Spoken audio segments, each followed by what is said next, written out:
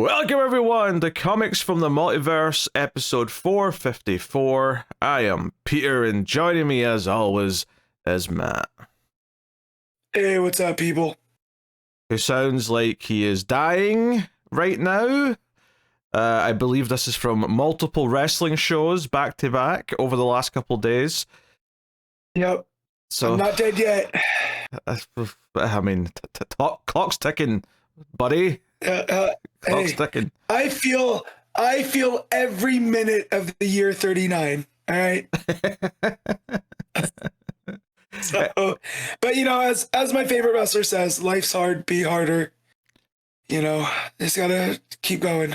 Do you feel the statistical probability dropping every year as you realize the chances of getting to double the age you are right now each year is getting less and less significantly? Pete, the men of my family die young. Okay, so I'm gonna outlast them. I already know. The first person to live to 150 has already been born. All right, oh will sure. it be me? Probably not, but I trust science. So Look, 78, which is double of 39, is not unrealistic expectation. yeah, But I'm just saying, it's not that long though until you're 45, and all of a sudden double that's 90, and that's like, okay, yeah. bit more unlikely. The oldest person I've heard of in my family made it to 96. All right, so that's the number. So That's your goal. That's what I'm reaching for. 96. Yes. Gotta beat Great Grandma Iris. Somehow, Matt, I think with your diet, I don't see you getting quite to 96.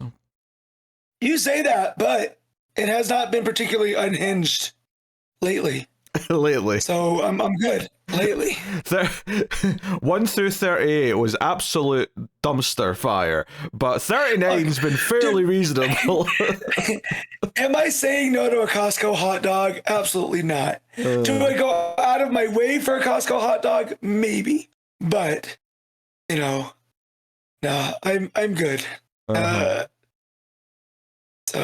no, thanks for making me ponder my mortality, Pete.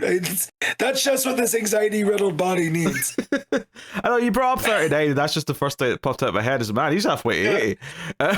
And it's funny is all my friends in the local wrestling scene are at least 8 to 10 years younger than me. So I like to think that they're keeping me young. That said, they went out last night after the shows, and they asked me if I wanted to go. I was like, oh no. You kids have fun. I'm going to bed. Yes. This is a DC Comics podcast, believe it or not. We talk about the books we read this week. Coming up on this week's show, we have Summer of Superman Special, Issue 1. We have Detective Comics 1096, Wonder Woman 20, Nightwing 125, Absolute Flash Issue 2, The New Gods Issue 5, Batman Superman World's Finest 38, and I've got a Patreon book. I'll be talking about American Vampire 1976 Issue 7. So that's what's coming up on the show today. Plus solicits. We have solicits for July, so that's a whole thing we'll get into as well. So it should be a beefy enough episode, which Matt was not delighted to hear we had solicits when he realised he'd have to do the whole show with this voice. Yeah. But, hey. And deep down I knew every time I go to a concert or a wrestling show on a Friday, and I know we're recording, I go, oh, tomorrow's going to be rough. But I did it anyways. Yes. Yeah, you did it to yourself. Yeah, there's no sympathy. Well, when I say I did it anyways, I mean I showed up. Because it would be easy to be like, yo, I'm not feeling good. But no, I'm here. I drank some tea. I got some cold water. We're good to go. you sound good to go. Yes, we'll get straight into things since we have solicits and a reasonable number of books. So we'll go straight to the Kindle rankings, the list formerly known as the ComiXology Top 10, and we'll dive into that. So looking at Wednesday's releases and the rankings as of right now. Matt, what do you think number 1 is? All right, so I'm not seeing any new X book, so I'm going to go with Absolute Flash number 2. And that is correct. So very good. Yeah, Flash, Absolute Flash issue 2 is number 1. Number 2 is Summer of Superman special. Number 3 is Ultimate Wolverine. 4 is Wonder Woman. 5 is Detective Comics. 6 is World's Finest. 7 is Nightwing. 8 is New Gods. 9 is Superior Avengers. And 10 is DC and Sonic the Hedgehog. So that is an absolute dominating week for DC. That is 8 out of the 10 are DC books. Marvel must have not put out a lot this week. Or maybe they didn't, it just wasn't as exciting. I mean, yeah, Wolverine's number 11, Exceptional X-Men, X-Factor, they had some books out. So, I don't know, weird. But, yeah. Also, have you seen that there's a Godzilla Hulk book out? Which isn't that notable, other than the fact that it's just interesting to me that Godzilla has both Marvel and DC books coming out at the same time, more or less, because the next DC one's starting soonish. So, just amusing. Toho's making deals with everyone. Tim told me there's going to be a Godzilla versus Thor book coming out, and I believe Jason Aaron's writing it. So I'll be checking that out for sure. That god's going down. Which one? The humanoid one. Okay. I'm going to say he's got Mjolnir. We'll see. Packs a punch. I mean, it does, but I'm going to say that radiation is stronger than lightning. That's my guess. He's the god of thunder. He'll be fine. He fights frost giants all the time. What's a nuclear lizard? Again, radiation much worse than being cold. Did you not watch Chernobyl, Matt? I did not, so I do not know. Watch Chernobyl. Learn some things. It'll do you good. Do you good. Just in case. I've heard there's a lot about graphite. There's a lot about graphite. And the third act of Die Hard 5 is extremely laughable when you've watched Chernobyl and have at least a basic understanding of how radiation works. Because if those of you don't remember, Die Hard 5, the entire third act takes place in Chernobyl for some reason. It's a terrible movie. Gotcha. I only remember that because we did them all at Christmas for Collector's Cut, so it's fresh in my head, and I will happily never watch that horrible movie ever again. Anyway, so yeah, that was the Kid Rakis. So notable in that DC dominated, so that's cool. It's a complete flip of last week. So clearly they're just trading blows depending on what's out on each week. But I'm a little impressed that Absolute Flash was number 1 again. Not because I expect it to drop dramatically or anything, but it did feel like it was like a tier down from the other Absolute books. And Summer of Superman felt like it's the sort of thing that might get number 1 just because it's like a big special. But hey, fair enough, good for it. That's keeping steady. So that is that, and then we can get on to the solicits. Although before we actually start the solicits, so I'm going to tack a little bit of news to the start of the solicits rather than at the end of the solicits, just so I don't forget it. And this was actually a surprise that I discovered when I was reading my books, because when I got to the end of the Summer of Superman special, there was like, hey, the new Supergirl's book's launching, we knew about that, that's been solicits. Here's what Action Comics is going to be soon, we knew about that, here's the crypto book that's happening. But there was another one, which caught me by surprise, and that was a maxi series, a 12-issue book, called Adventures of Superman, the Book of L, which is not starting until September, but it's Philip Kennedy Johnson writing this, with art by Scott Godlewski. So, what's funny about this, though, is that when I looked it up to just sort of have it in front of me so I could bring it up when we were doing the show, is that apparently this did technically get briefly solicited for March, but I don't think it was in the solicits we looked at, because I do not remember it popping up. It seems like something... There you go.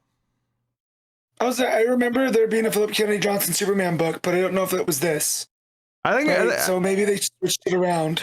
You know what I mean? I think it was this. If you saw something, but like I think it was either removed or taken out by the time we did the show, because I think they basically made a mistake and solicited it too early, because apparently he had to. Yeah. He went on social media and said, "Hey, it's not been cancelled. It's just delayed because there's other Superman stuff happening." And now we know what that is. We know all this Summer of Superman stuff's kicking off. So for whatever reason, it's not coming till September.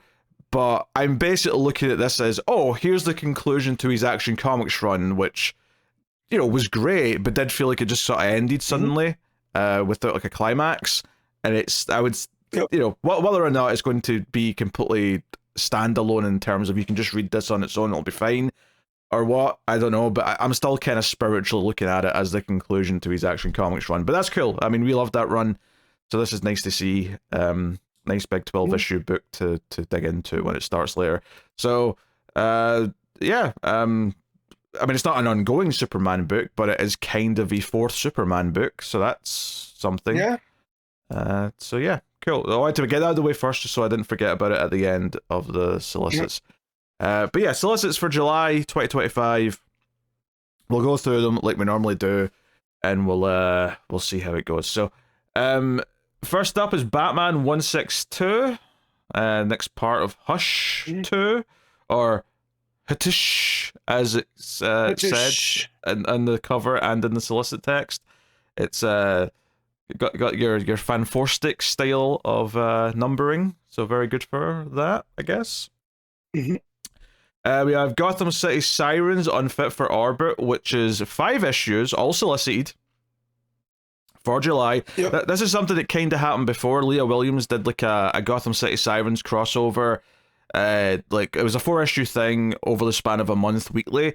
She's doing the same thing again here with this. So it's another kind of little mini series, all written by her, with Harley, Catwoman, and Ivy being the stars, with the Sparrow in it, judging from the covers that I'm glancing at here. So yeah, this seems like it could be fun.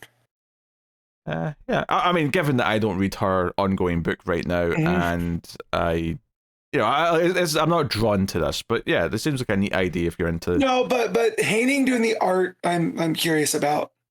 So, I believe Haining did Spirit World, and I quite enjoyed that. Next up, we got Absolute Batman issue 10, which is ongoing. Interesting thing here is the main cover has like a character who's been blacked out with just the words redacted all over it. It just says redacted Bane version 2. So they're telling us it's Bane. We know that Bane's coming, but they are being very secretive as to what Bane looks like in the Absolute universe until he's revealed. So cool. I'm definitely curious. I guess at least it's going to be very different. I wonder. I'm wondering if he starts off huge and then gets smaller. I wonder, because if it's just a new design, I don't know why they'd be so secretive unless, whatever. So I'm wondering if it's that he's kind of mixed with a different character, that maybe Bane has like tech from someone else or something and they're trying to keep that a secret. I don't know, but curious all the same. Then we get Absolute Superman issue 9, which is still Aaron and Sandoval. We get Absolute Wonder Woman 10, which is Kelly Thompson and Hayden Sherman still. So that's cool. Some nice covers on that one at a glance as well. Absolute Green Lantern issue 4. Same team as it's been so far. Absolute Martian Manhunter 5. Again, same team as usual. And then Absolute Flash issue 5 with Jeff Lemire and A.L. Kaplan. Which I think that's the same team, unless I'm misremembering the artist. No, Nick Robles is the main artist, so this looks like it's a fill-in. This is a fill-in artist. Okay, cool. But look at that tar pit. That tar pit looks cool. Oh yeah, we're getting tar pit. Well, we think it's tar pit. We think it's tar pit, at least. It probably. I mean, it would be really weird if that turned out to be someone other than tar pit. Well, we'll talk about that when we get to Absolute Flash today, because there's some things I feel like there's a little bit of breadcrumbs that were dropped. True. Nothing about tar pit though, from what I recall. But there's another heat-based character. Okay. That I think we might be doing something different with. I suppose. So that's also the Absolute books. All of them getting an issue in July, as you'd expect. Next up, Superman Treasury 2025 issue 1. So what is this, you might ask? Well, that's a very good question. It's basically another big annual, for lack of a better term. It's an 80-page single one-shot, obviously, right? A special by Dan Jurgens and Bruno Redondo. So just the one team on at least the main story. It says, Legends collide as Man of Steel goes super size for the summer of Superman. Yeah, that's the key thing about this, is the trim size, the actual page size of this book is double a regular comic. That's the thing here. It's not just like a special. It's like a supersized page special. But yeah, so yeah, Dan Jurgens pairs with a modern master of sequential art, Bruno Redondo, what a title I give him, to craft a larger-than-life story of power, tragedy, action, and above all hope. I said that weird because it's got a paragraph split in the middle of the sentence, which is strange. I feel double hyphen kind of messed up the spacing. Probably. Here. When a vicious armada of extraterrestrial extremists launches an all-out invasion of planet Earth, only Superman can stand in the way of total annihilation. But there's something different about the attack. It's deadly from both without and within. It's a tale so titanic we had to tell it in treasury size to celebrate the summer of Superman in style. Joe is so weird about this, which, you know, we might do. I kind of want to do it for the show because of the Redondo art, to be honest. Like, even though it's an 80-page behemoth. What's so weird about this for me, though, is because I read digitally, is that the extra page size is going to mean nothing. It's just going to look like a regular comic. If anything, it may be harder to read because they assume it's on bigger pages for the physical, so in digital, everything's going to seem too small, and I'm going to have to squash down a little bit. Yeah, I'm going to have to zoom in or whatever to actually read the goddamn thing. So it may actually be a pain to read digitally. I'm not sure. That's just speculation. I don't know that for sure. But curious. So yeah, there's still, and there's more special Superman stuff later. So there's plenty of Superman stuff for this summer of Superman. Yeah. And it makes sense as well with July being the movie coming out, which is obviously why they're doing all of this in the first place. But specifically, this is like right close to it. So yeah, that's Superman Treasury 2025, and then we have Superman Unlimited issue 3 by Dan Slott and Raphael Albuquerque. So yeah, that starts next month, I guess. Yeah. So we'll see how that is. Superman 28. By Williamson and Mora. This is doing the Dark Side Legion stuff. I'm sure we'll have a little bit to say on that today, given the Summer of Superman special. So then we have Wonder Woman 23 by Tom King and Daniel Sampere. Great to see Sampere back on the art. Super excited about getting back to that stuff. Likewise, Trinity, Daughter of Wonder Woman issue 2, the miniseries by Tom King and Belen Ortega. That's cool too. Supergirl issue 3 by Sophie Campbell.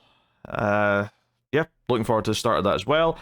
Crypto Last Dog of Krypton issue 2, Solicit tier 2, and then Justice League versus Godzilla versus Kong issue 2. I'm a little confused. Who the hell is this in the main cover? Is that maybe like Godzilla after he's taken like some of Bane's venom or something? Because it's like muscular humanoid like Godzilla. I believe it's a kaiju killer croc.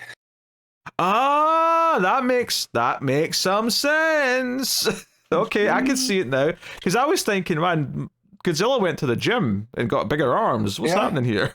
Well, it's not just the gym. He also had a doctor's help. Like, his lats are huge. Yeah. That does make sense. That's a good catch. Because I was wondering who the hell that was.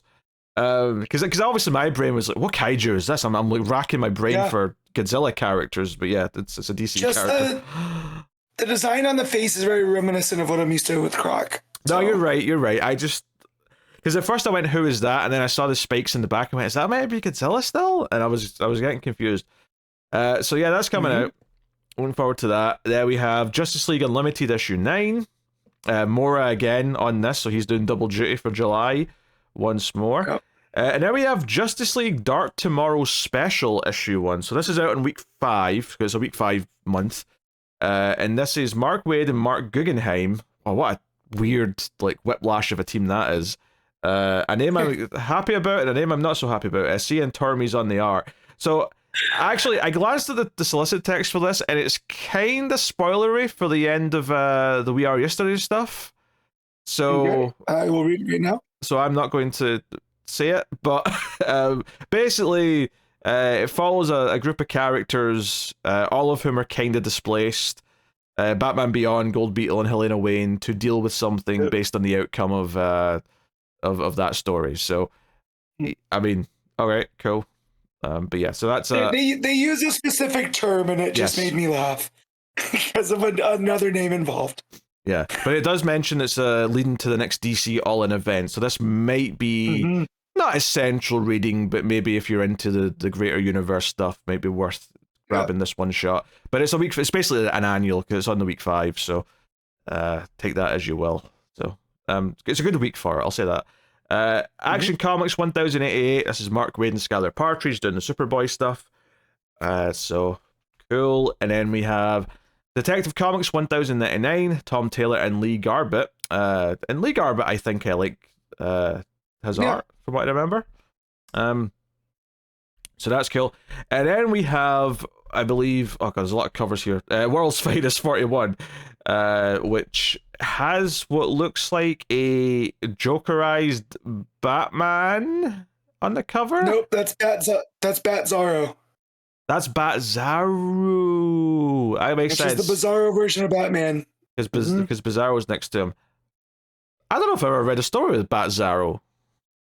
Bat Zarro popped up in the first time I ever remember reading him was in the Superman Batman book that Jeff Loeb did. Okay, I probably okay. In that case, years ago. In that case, I have read a story, but I do not remember it because most of that series is pretty forgettable, if I'm honest.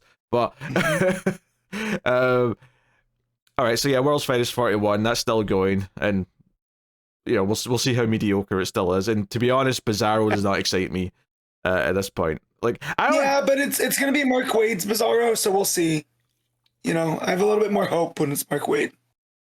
Yeah, well, yeah, but like World's Finest. I'm not really talking about today's issue. We'll get to that because it's kind of different because it's a crossover. But World's Finest has been very underwhelming for a while, so I'm not holding out that much hope. Nightwing 128, Dan Waters with Dexter Soy, the regular artist, really cool. And then we got Nightwing Annual Issue 1, or 2025 Annual Issue 1, I should say. By Dan Waters and Francesco Francavilla, which we actually get Francavilla on this week's regular issue. He's doing a 2-parter, I think, in the main book. So I'm happy for that, and this sounds like it's going to follow on from that because it's another Maggie Sawyer story. So yeah, cool. It's nice to be excited for an annual. Batgirl next, issue 9. Yeah, not much to say other than I like that cover. I also like the variant where she's fighting the ninja-looking characters in the snow. Yep, it looks like it's got them in the foreground with the shadows. Yes, it looks like sunrise coming up. Yeah, that looks nice. Yeah, it's a Talaski cover. Yeah, at least I think they technically are all ninjas, but the one in the foreground's also got like a sort of demonic-looking mask on as well. So it's got a bit of a like an Oni demon. Yes. Birds of Prey 23 next. Kelly Thompson with Sammy Bajri. Also, I see a Barda cover. There is indeed a Barda cover. There's also a cast cover. There's also a canary fighting a shadow monster or something. What's going on there? Yeah. What is that? We'll find out. But cool. We got Green Lantern 25. Jeremy Adams with Zermanico and V. Ken Marion. And then Green Lantern Corps issue 6 with the usual team on that as well. The Flash Bad Moon Rising Special issue 1. So this is a week 5 book. Oh wait, no, it's not. Sorry, this is a week 4 book. Ignore what I just said. So Bad Moon Rising rages on as the focus turns to the Rogue's role in Eclipso's generals, surprising the new ally. So this sounds like it's basically just an extra issue because they wanted to have an extra issue for the arc that they're doing. So this is just it's effectively an annual. Did the Flash already have an annual? Is that why they're not calling it annual issue 1? Maybe. I don't know. But either way, yeah. This sounds like for people who are reading the book already, though. So no appeal for anyone who's given up in the main series, which is next, funnily enough. Flash 23 is there. Then we have Aquaman issue 7. And I got chills down my spine, Matt, because it said here in the solicit text, the confrontation with Dagon looms. Looms? It's not happened by issue 7. Are you insane? We're just tagging along on him meandering. It's his own odyssey. That shark cover's nice though. I just want this arc to be over, and apparently it's still not done at issue 7, and I'm upset by this. I'm upset by this greatly. Next up is New Gods issue 8. And then we got Green Arrow 26. We have Zatanna issue 6. And then we have JSA issue 9. Here's hoping that Art 2 of JSA will pick things up a bit. And then we got Mr. Terrific Year 1 issue 3, which I forgot about this. This happens almost every Solicits, where there'll be a book that's solicited for issue 3 that I've forgotten was solicited because it's not came out yet. And then I'm surprised to see it when I see it in the Solicits. So, yeah. Yeah. Cool. There you go. And then we have Titans 25. Which, by the way, so this one isn't Titans 25 is just a normal issue. It is worth mentioning Green Lantern 25 is a slightly oversized issue because it's a relatively milestone number. So cool. And then we have Titans 2025 annual issue 1. So Titans is another book that's getting an annual for July. We got Batman and Robin 23 with Fernandez on art for that. And then we have Batman and Robin Year 1 issue 9, the Waid and Samney book. So excited to get back to that. Batman and Robin Jason Todd issue 2. This is the Jeff Lemire book with Dustin Wynn that you may have forgotten about because it only just started getting solicited last month. And then we got Last Halloween issue 8. Becky Cloonan on the art for this one. So that should be interesting. And then we got Batman Dark Patterns issue 8. Which is arguably the best Batman book right now, so that's cool. And then we got New History of the DC Universe issue 2.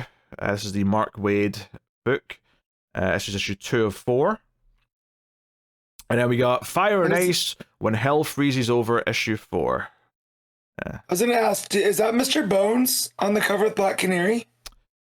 Like in the box on that, the History of the DC Universe? It's hard to say. I mean, it's a skull. It's just a skull, right? But I don't see it attached to a business suit though, so I'm having a hard time saying if that's who it's meant to represent. But it could be. If it's Black Canary, why is there a skull there? That's what I'm trying to figure out. You know, I do not know. But I mean, I guess we'll find out. And then we have Secret Six issue 5. And then we have Batman Gotham by Gaslight, A League for Justice issue 1. So we're getting to the second half of that story starting in July. So that's cool. The book that pissed Connor off so bad. Oh yeah, he was so whiny about those last 2 issues. I was like, those last 2 issues were sick. I'm ready for what comes next. Maybe it should have been titled better, but that has nothing to do with the storytelling. Yeah. Then we got DC vs. Vampires World War V issue 11.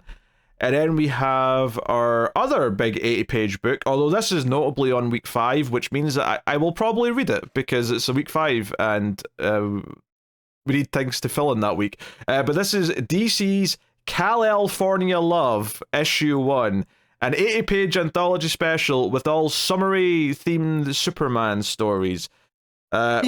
Supergirl at the beach. We got John and Connor Kent doing stuff, and then we got Superman and Lois fighting a kaiju. Apparently.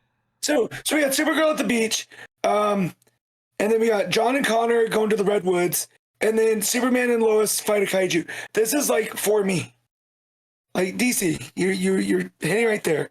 We're gonna have Judy Baugh art in here too.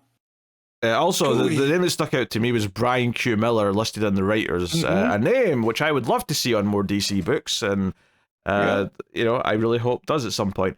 I do really like that variant with Supergirl's got the sunglasses on with the beach ball, with the hair like the Valley Girl. It's just a really simple, like, hey, Supergirl meets California. There you go. There's your image. Cool. All right. I guess that's. Do you know what? That's a great thing for week 5. If that was on any other week, I would not be reading it. But on a week 5, skip it. I'll give it a go. So nice. Resurrection Man, Quantum Karma issue 4.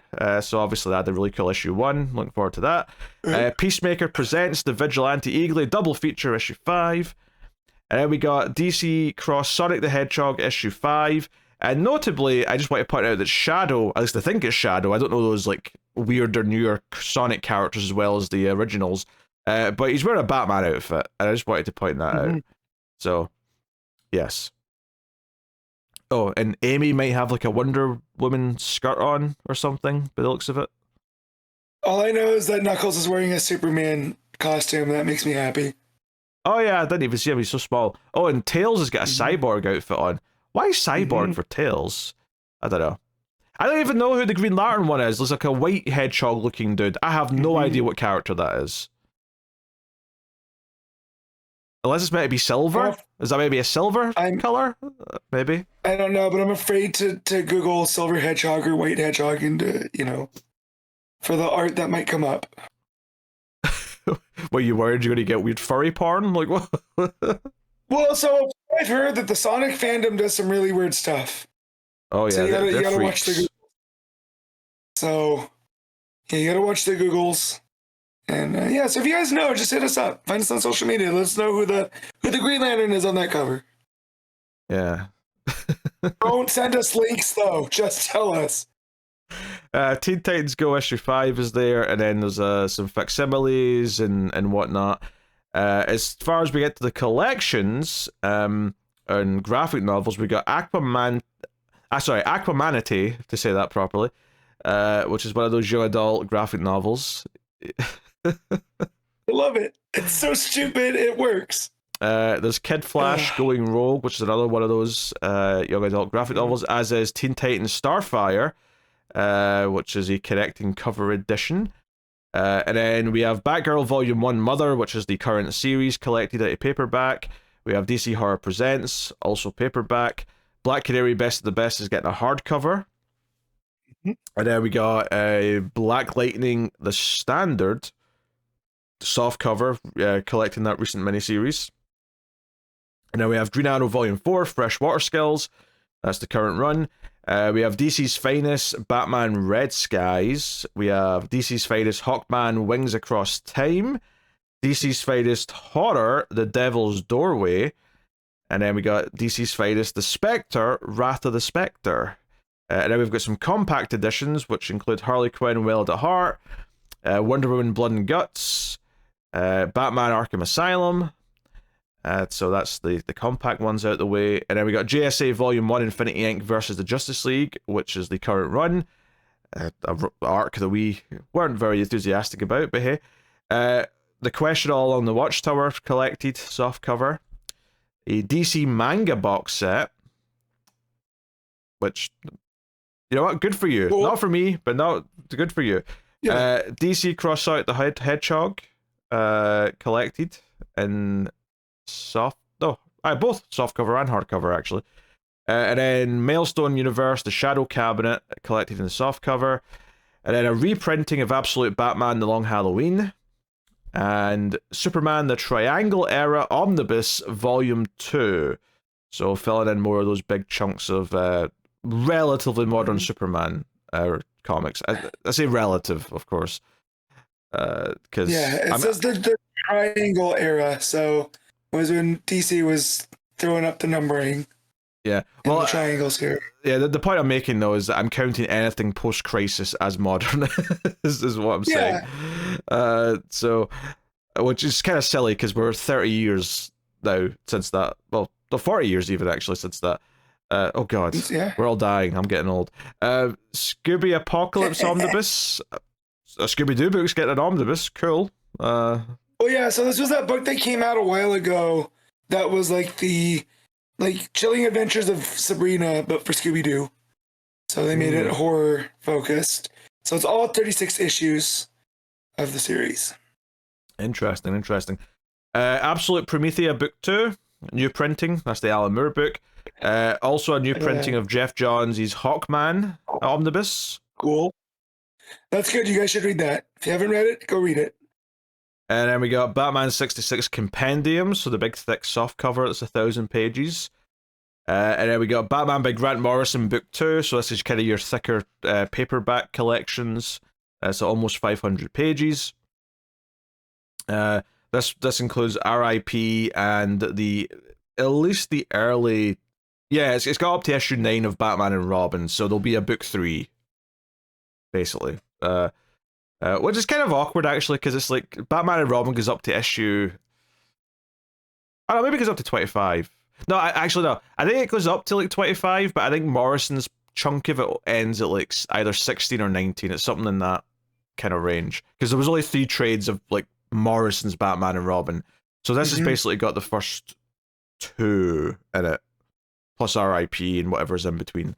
Anyway, Batman the Demon Trilogy, reprinting. So that's all those early Ra's al Ghul and Talia stories. I didn't realize. I'd always just thought it was Denny O'Neil, but Mike Barr also pretty big in Ra's al Ghul mythos. Because isn't Mike Barr also the guy from Outsiders? Yeah, he did a lot. He was doing a lot of stuff around that time, to be fair. But yeah. Yeah.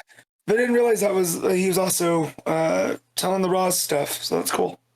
And then we got Batman Beyond the White Knight, Harley Quinn and Generation Joker Deluxe Edition.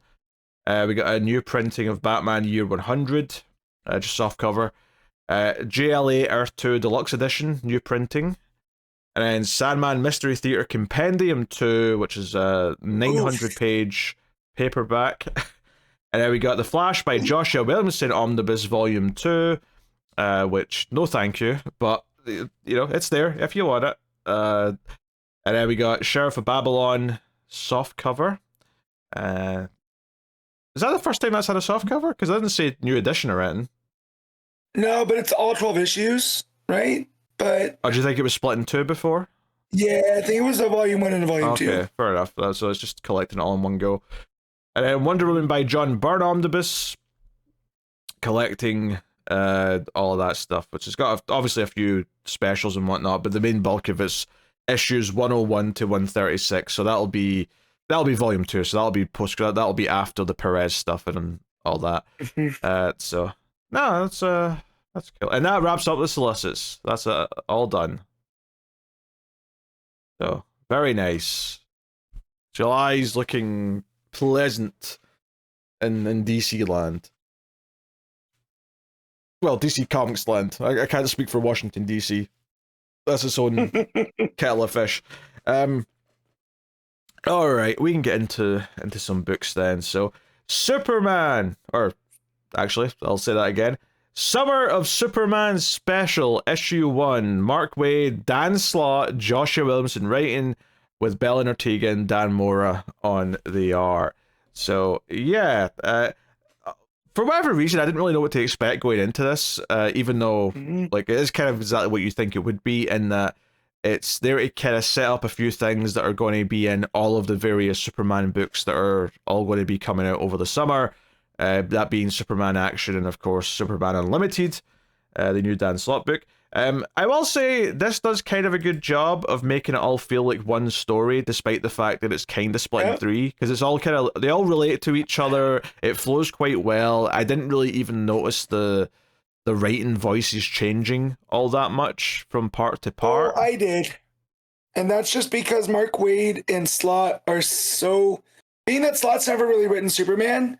It felt a little bit off, but it wasn't bad, right? I could just tell this is no longer Mark Waid's style of writing.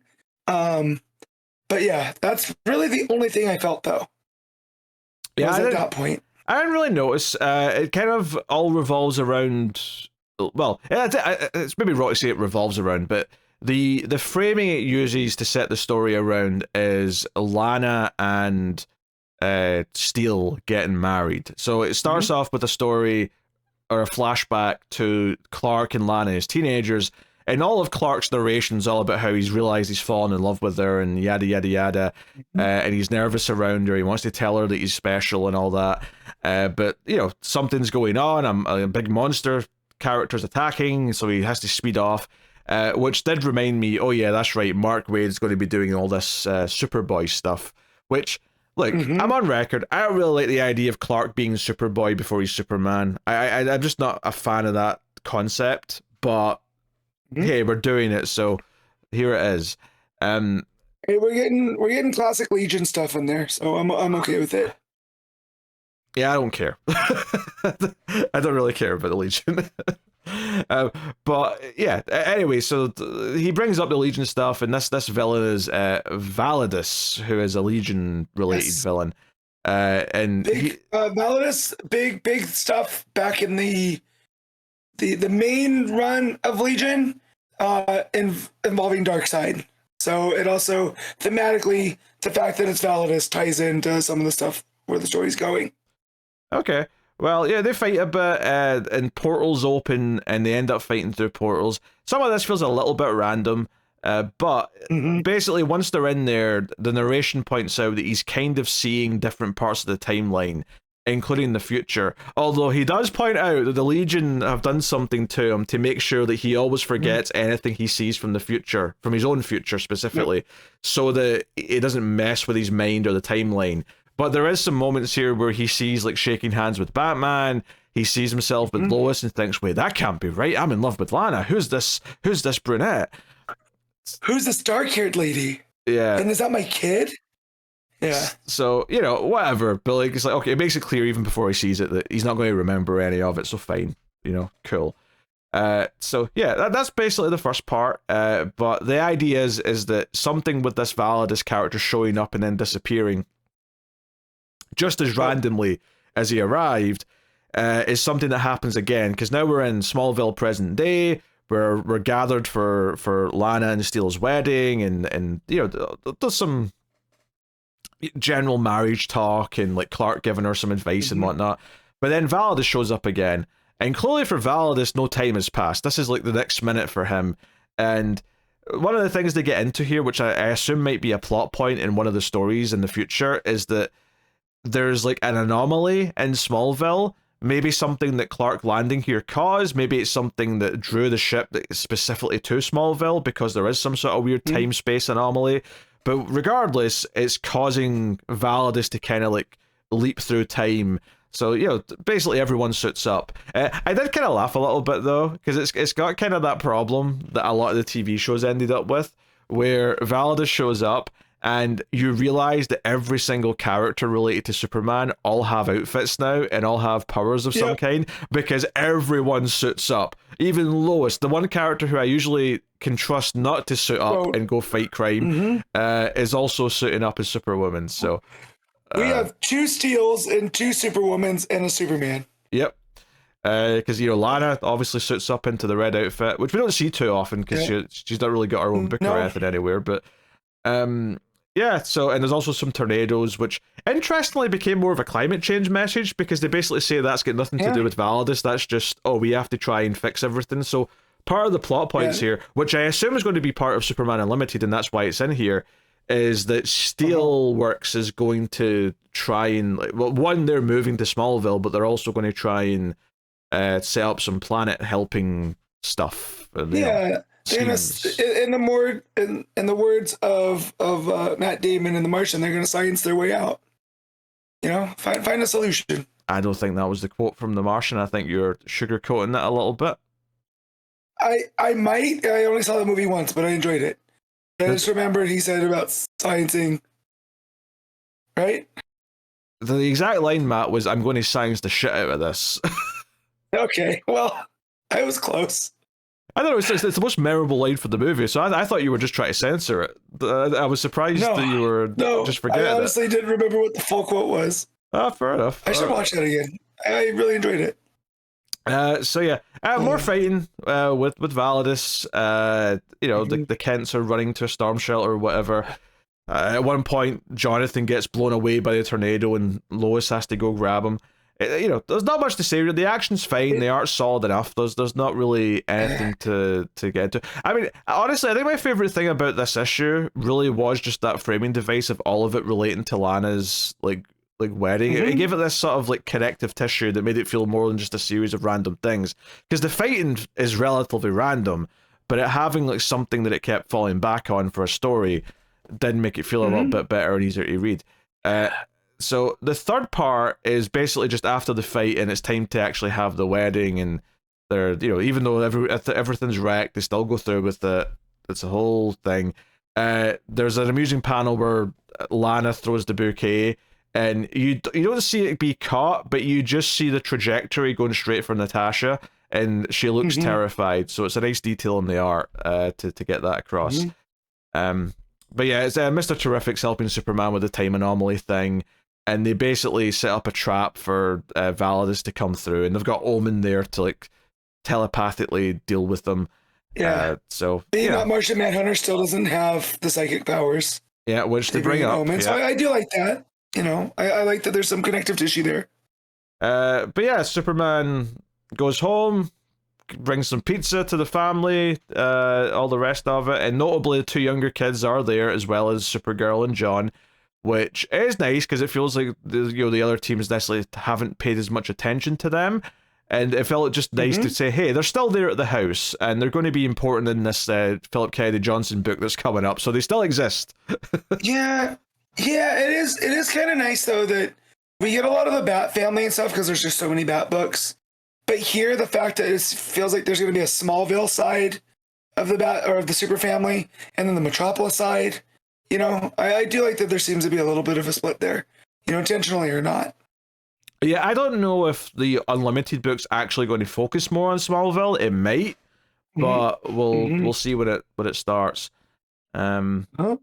Also, did you mention about with Validus that what Omen said was like it seemed like it wasn't just like Validus being stuck in the loop. There's a fear. Yeah, he's on the run from something. Yeah. Well, it's almost like he's not like intentionally doing whatever he's doing in the time loop, but like he got into that position because he's running from something scared, which is kind of what the epilogue gets at, which we're about to get to, and it does tie into the Absolute stuff and the All-In stuff because it's the Darkseid Legion.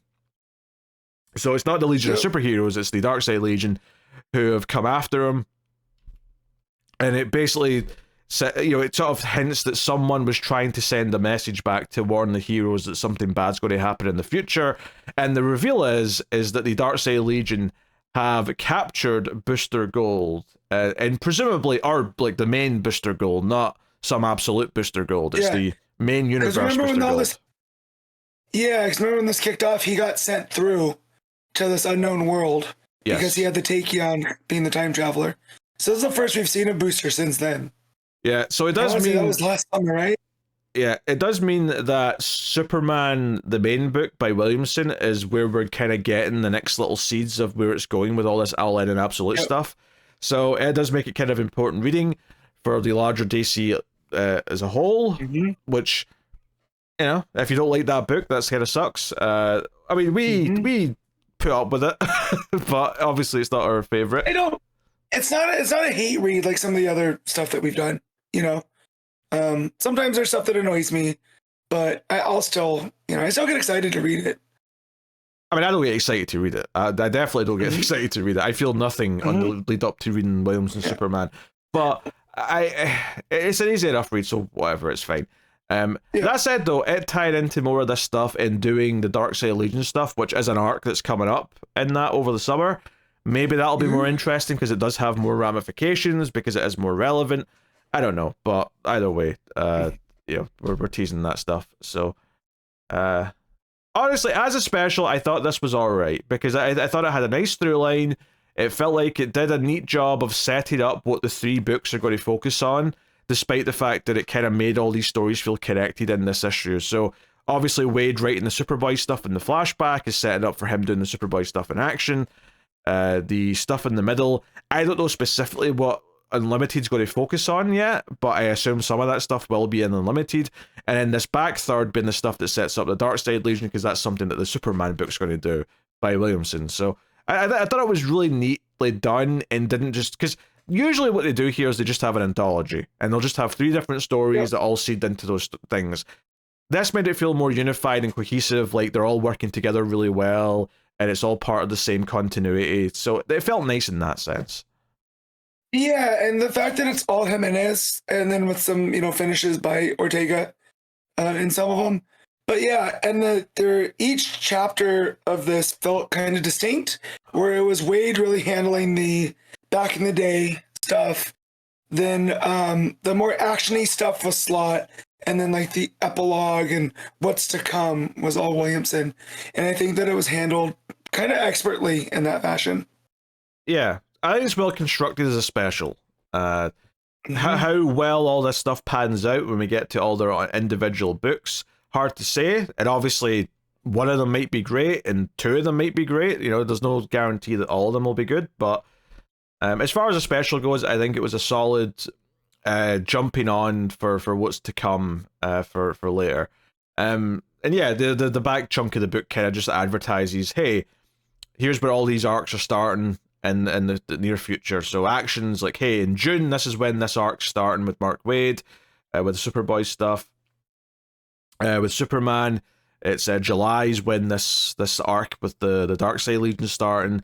Superman Limited's coming in May. So, and you know, here's a Supergirl book, here's the Crypto book, here's the Adventures of Superman Book of L book.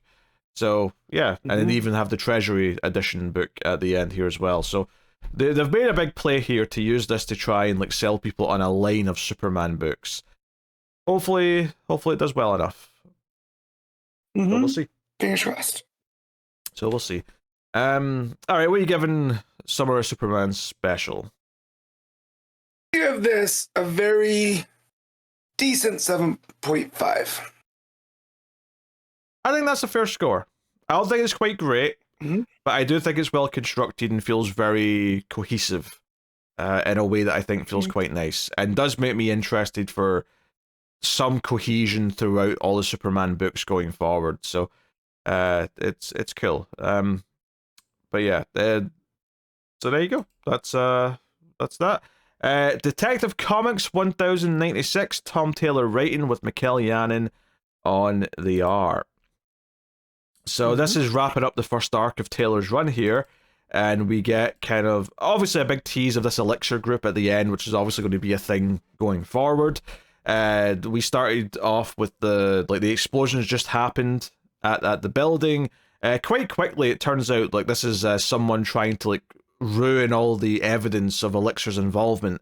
But the big things that happen here is that Scarlet, the woman the Batman's been kind of flirting with, who's Joe Chill's daughter, is not the villain, is not the killer, and is not really doing anything wrong. In fact, she doesn't even know she's Joe Chill's daughter. That's something she actually learns over the course of this issue.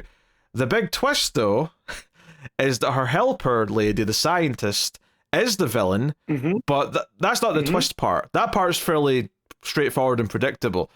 The twist part is that this is actually her mum, who has been using all this de-aging stuff to look much, much, much younger. So she is actually, and the big reveal here is that the accident that Joe Chill was in was actually her trying to kill him because she thought he was a bastard back then. And she kind of doesn't hate the Waynes for saving his life, but kind of like, you know, she didn't want him to live, and she claims that she is doing this in revenge for the Waynes. And by the way, she's also figured out that Bruce is Batman. She just calls him Bruce at one point, so she knows that. I think I'm really mixed on this because I think it's a really hokey reveal that feels kind of big and far-fetched and really science fiction-y, which I don't necessarily love with my Batman. I will say the one part of it that I do really like, though, is that when she says, hey, because obviously they teased that the killer got Joe Chill at the end of the last issue. There was kind of like a tease that the killer was going after them. The one thing I like about this is when she's got him tied up and saying, hey, he's dying.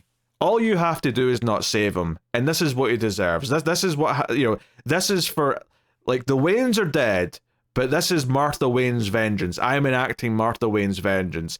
I do like the idea of Batman turning around and saying to that, no, I'm Martha Wayne's compassion, and I'm not letting that happen. And him, you know, there's a moment where he says, you know, yeah, the Waynes are still around. They're in me. And that's what's going to save this man's life right now, is the fact that they taught me, you know, right from wrong. I really like that side of it. That, like, character beat of him, like, standing up for what he believes in, I think is really good. I think all the stuff with, hey, this woman's actually Joe Chill's girlfriend who tried to kill him and has been wanting revenge for years and is, like, de-aged and all that. That stuff, I'm just kind of like, okay, this is just comic book nonsense, and I just don't feel that, like, excited by it, if I'm honest, which is a shame. Well, it really... Yeah, how do you go, Matt? I was going to say, no, it really nailed the difference between justice and vengeance, right?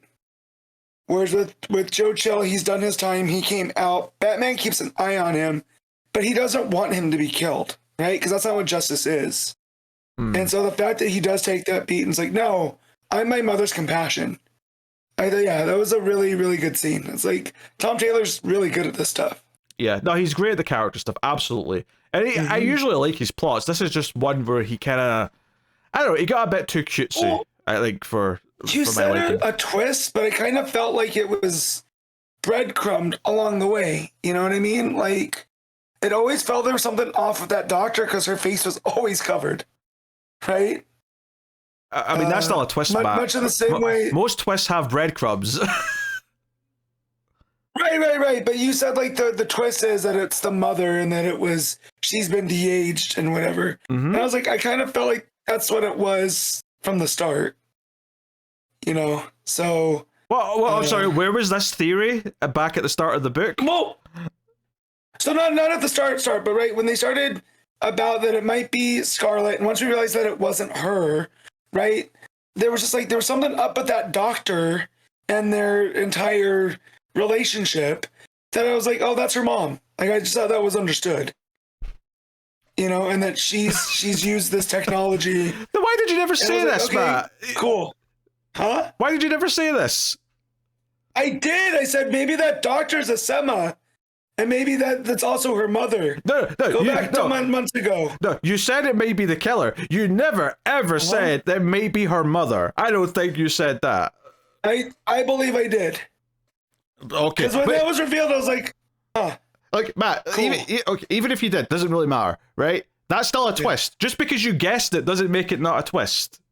Well, I feel like a twist has to be some kind of surprise, right? And that's what makes it the twist. Matt, just because all twists are guessable. They all are. That's the point of a twist, is that the breadcrumbs are there. Just because you guessed it and figured it out in advance does not make it not a twist. This is the most insane thing I've ever heard you say. So then what's the difference between that and something being predictable? Right? Because if you're paying attention, then it should be predictable. It should be. Right? Twists should always have the possibility of being predicted. Right? Right, but that's what I'm saying. But when we're talking about something that lacks surprises and that it was predictable, it's usually a slight, right? It is usually a slight, and it's why sometimes saying something is predictable is not a bad thing. It's kind of something that's overly used by people in times when they shouldn't use it, because usually when people say something's predictable in a bad way, what they're really saying is that these stories kind of tropey or is doing the same old beats and it's kind of boring because of that, rather than because I could guess where it was going. Most stories you should be able to guess where something is going because it's what makes sense for it to happen. Not always, but a lot of the times that's the case. Right. So that's when the reveal happened. I was like, okay, cool, turn the page. Like, it didn't affect me at all. Like, I'm much more concerned with Elixir and what's going on there. Like, are these people actually vampires? Right? What are they doing with the blood? Why was it so important with the kids that it was coming from these kids, right? Like these ones that are, left in the shadows of Gotham, and not just from other blood donors elsewhere. Like that to me is the more intriguing parts of the story than who she ended up actually being. Oh, okay, that's fine, but that has nothing to do with the debate of whether or not it was a twist. It was a twist. Sure.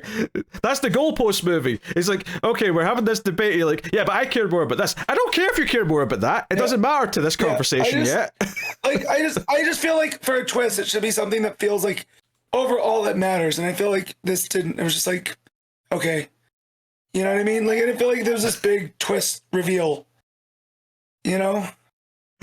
It is a reveal. I mean, it doesn't matter how big you think it is. It doesn't matter. Like, it's a reveal. This absolutely is a reveal. It doesn't necessarily make it a good reveal. In fact, I would argue it's kind of a weird, like, what? This? Okay. But it's a reveal. This is such a weird conversation. We can just keep moving on then. Just yeah, I don't know. Just some weird logic here.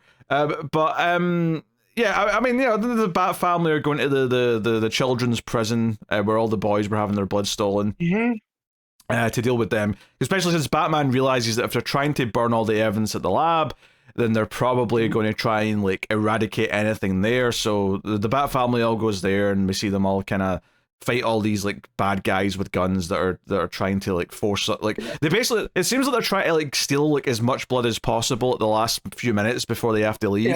So they're like, they've got like a truck and they're saying, line up the prisoners, we're taking all the blood, we're getting a stockpile of blood. So all of the Bat family come in motorbikes, and there's some fun action stuff there. And the art obviously from Janin is typically pretty great. Batman going down into the basement area where Chill is, and it's all bathed in green's pretty cool. I don't know. It's like, I think I like the character beats that it's going with here. I do, but I'm less enthusiastic about the actual plot, like elements of like how these reveals ended up being. So kind of mixed in that case, but it's the sort of thing where, because I really like the character stuff so much, it doesn't make me worry about where the run's going, especially since, okay, now we're going to be dealing with this elixir stuff, and we're going to be dealing with that. I will say a little rating thing here. It is a little convenient that when Bruce goes to see Scarlet, who's now realized that Joe Chill's her father, and she's sitting next to his like hospital bed, and she's feeling all conflicted, and she's like, wait, Bruce, this is the man that killed your parents, and she's like feeling all weird about that. I do think there's a couple of contrivances or just kind of conveniences where, one, Joe Chill's like sitting in the room when Osama is just like talking openly about who Bruce is, and I'm like, it's very convenient he's just unconscious for all this, because it like be very easy for whatever. And then it's also very convenient that, like, I mean, I don't know if Scarlett's had a chance to speak to her mother since she got arrested. Maybe she hasn't, but I'm like, her mother knows who Batman is and like all this stuff, and it's just a little bit like, I'm just sitting here thinking, all it takes is one visit with her mother for her mother to just be like, oh, by the way, Bruce is Batman. And I don't know, it just feels a little bit weird to me, like just how, like, I don't necessarily know why Osama had to know that Bruce is Batman, especially since it didn't really matter that well. I guess it did kind of matter, because she was like, she started talking about how Joe Chill killed his parents, but like, I don't know. It felt a bit strange just how close Scarlet is to all this truth. All she has to do is have one visit with her mum, and that's it. She knows everything. And if not, then why would her mother not tell her? Why would she keep that to herself at this point? I don't know, but hey. So, I mean, I guess the one small reason they kind of give, although it's got to do with the Batman secret, is the little epilogue scene. Someone from Elixir comes to talk to her mum. And noticeably, it's the guy that came and threatened Penguin. Yes, same guy. Issues before. And he's... Basically, she points out, hey, I made sure my daughter doesn't know anything. She stays safe, right? And he's like, yeah, your daughter will remain safe because she has no idea of who we are. But there's lots of others. Also, as long as your daughter keeps her mouth shut, blah, blah, blah. But others in the city will be silenced. And it's basically just this ominous thing that they're covering their tracks, and they're pissed off that Batman knows who they are now. The fact that he's even asking the question, who is Elixir, is upsetting to them. So I do like how ominous this last page is. I love how moody and dark the art is on this final page. Well, and the fact that this guy who looks fairly young, right? He looks maybe around Bruce's age, is saying that I had a grandchild die of polio in the 70s. Right? So this dude's been around for a minute. Yes. And that it seemed like people dying of negligence, right? Of something that was completely preventable in the 70s, drives Elixir, so it feels like there's a bit more of a nuance. They're not just like, ooh, shadowy villain stealing blood from children, right? Like, there's something else there. So I'm very, very excited to see where this goes, knowing what Taylor's done in his other books with this type of kind of socio-political aspect of the storytelling. Yeah, no, it makes me intrigued for where we're going with the following arcs. Obviously, this is him planting something for later. And if nothing else, we've got this team of villains who seemingly have been using the blood of young people to stay young for who knows how long. So, yeah, now very curious to see where we go with this. yeah, I like. There's a lot to really like in this first arc. There really is. Like, there's so much good stuff with Batman wrestling with certain ideas, and like Taylor always gets the relationships down like really well. It's just the actual plot of the killer. I really liked like the early stuff with the serial killer because it felt intimidating, and Batman trying to save these young people was a big deal. Well, and she always seemed one step ahead of him, right? Like, you know, just when he thought he had it figured out, she still, you know, was able to get that one kid that he had just saved that day. So I like that aspect, and he kind of got away from it. Well, more so that I just like that Batman fails, and he has to deal with that failure, and that feels like a big deal. I think just the actual reveal of who the killer is, though, was the least interesting part of the story. Yeah. And it being the de-aged like Joe Chill like girlfriend or wife or whatever the actual connection was. Yeah.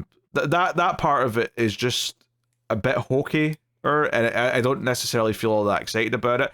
It's the sort of thing where maybe once we've done several plots with this elixir and we really start talking about all the ways they're using the blood, it won't feel as such an absurd concept that she's de-aged that much. Because I guess that's the other reveal here. It's one thing that we were doing, oh, hey, this stuff is making Bruce feel younger and, not as tired and old and weak and all that.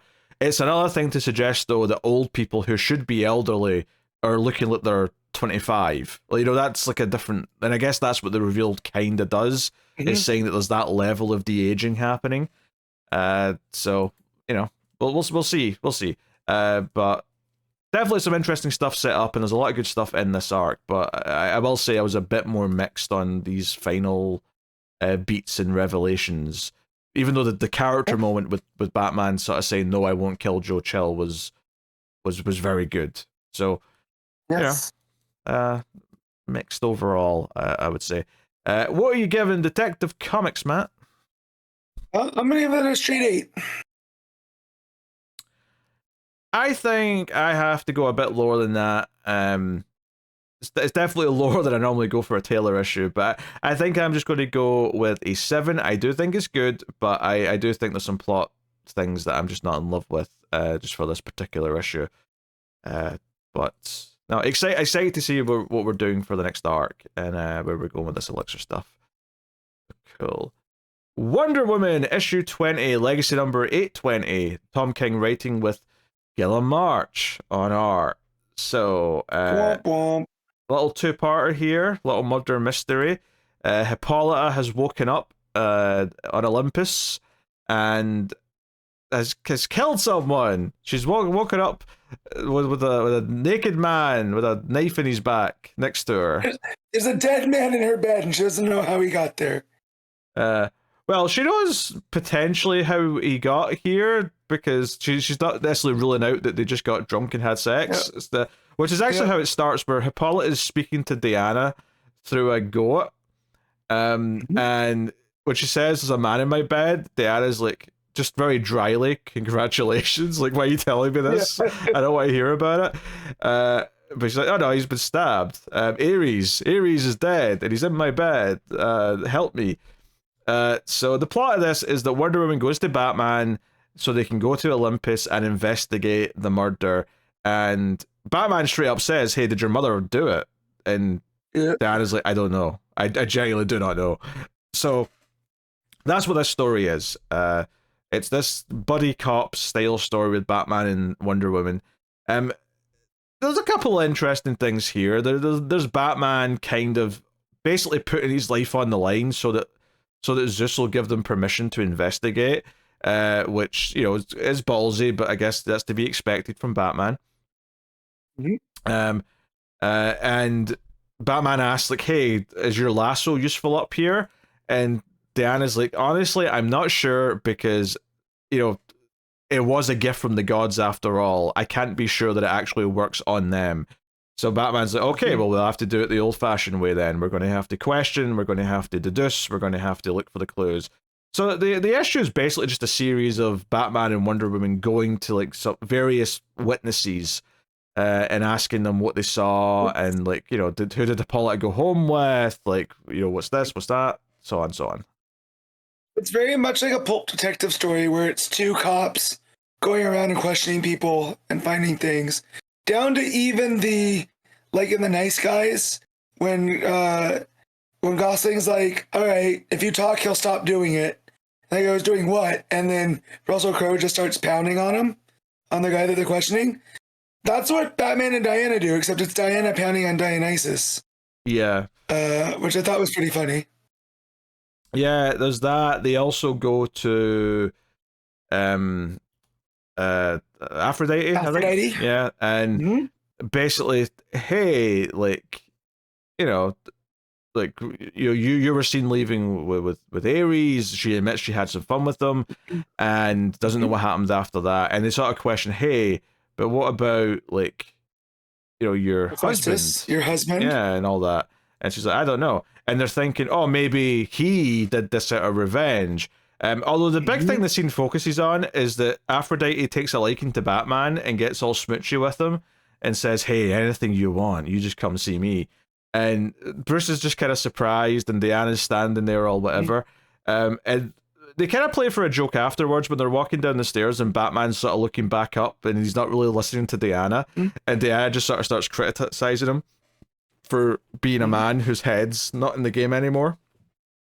You know, he gets struck by lightning. To be fair, he is a mortal that gets, you know, into the grasp of Aphrodite, right?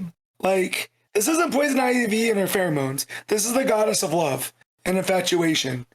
You know, so I did like that beat, that it's something that I don't think Diana factored in with taking a mortal to Olympus.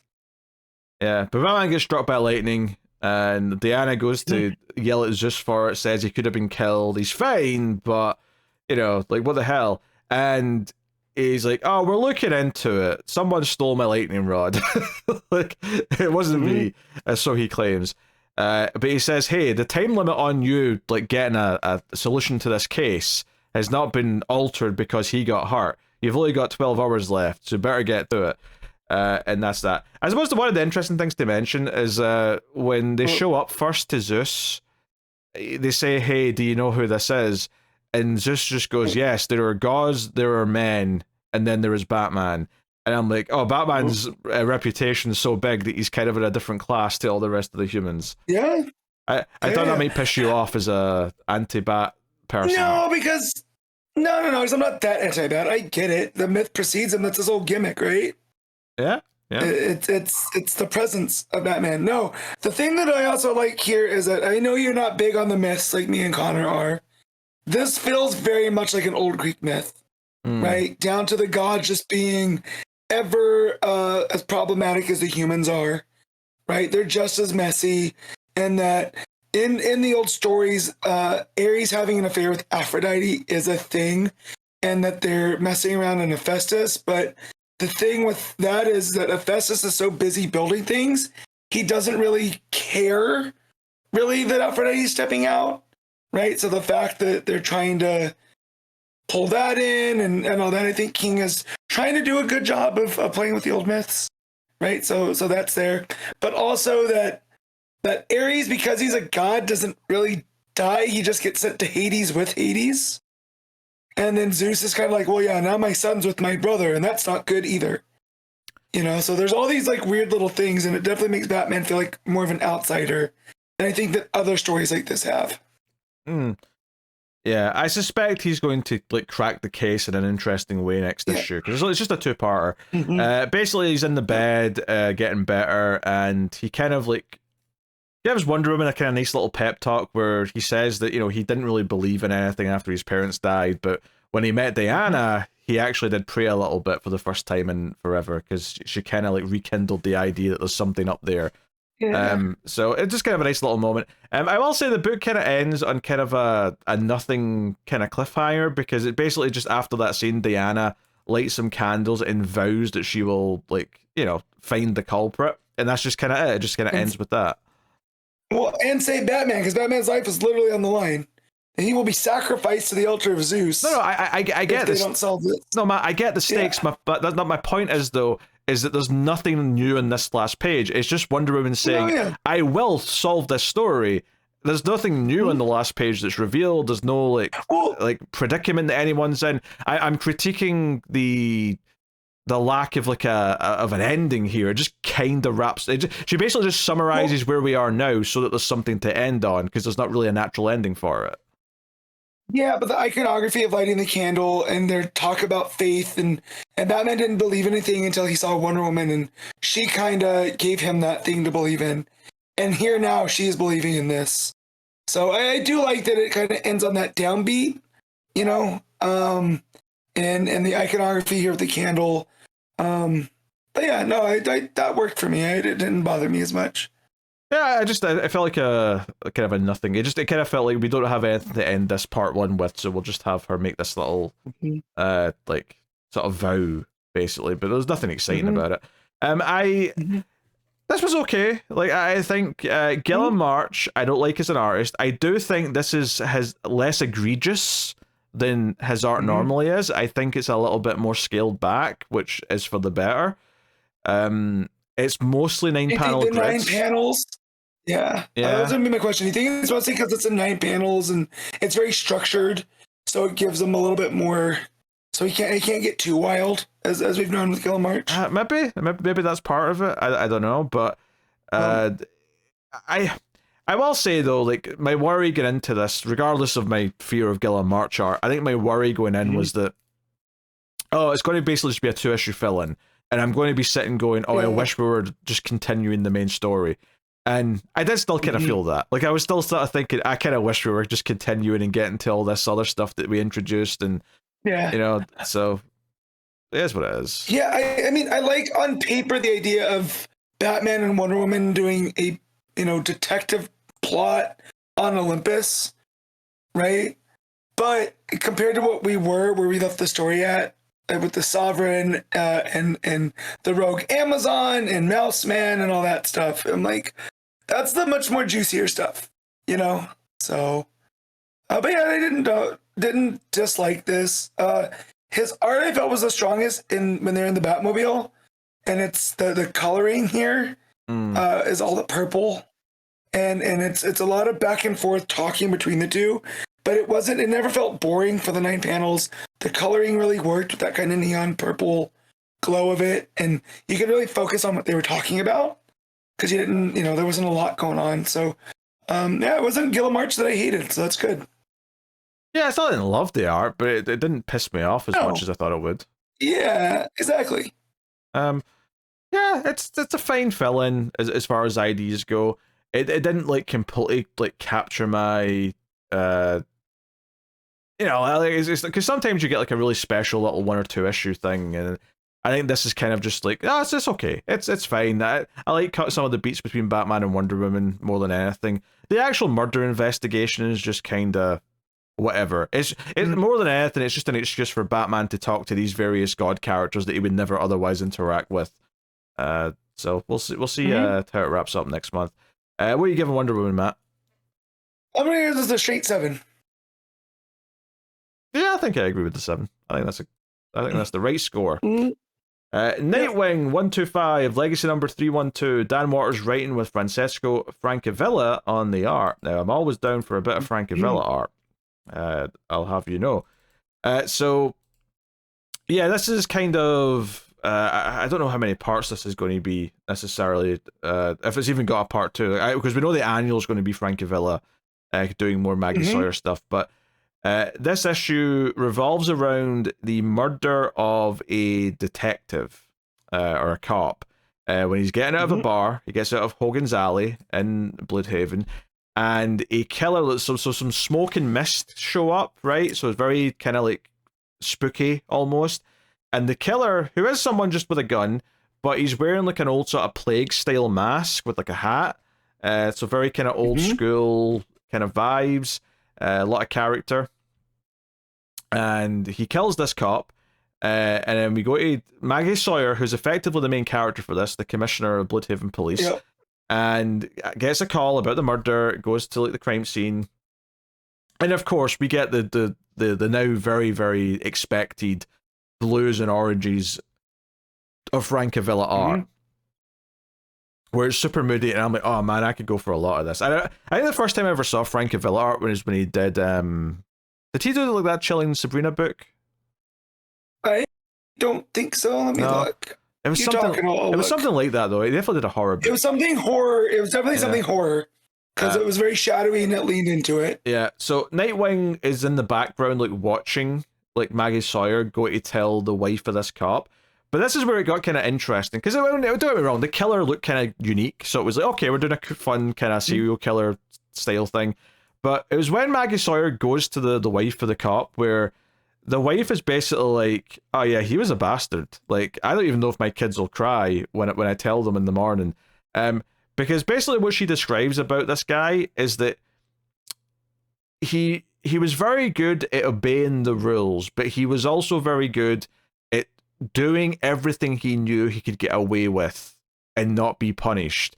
So this idea that he knew how to hit the kids without leaving marks, doing what was legally allowed, but is kind of old school and draconian in the way he does things. And because that's the thing, like all the cops keep saying he was very by the book. He always followed the rules to a T, but it was always kind of about how much he knew exactly how much he could get away with and technically be in the right, but enjoy what he was doing.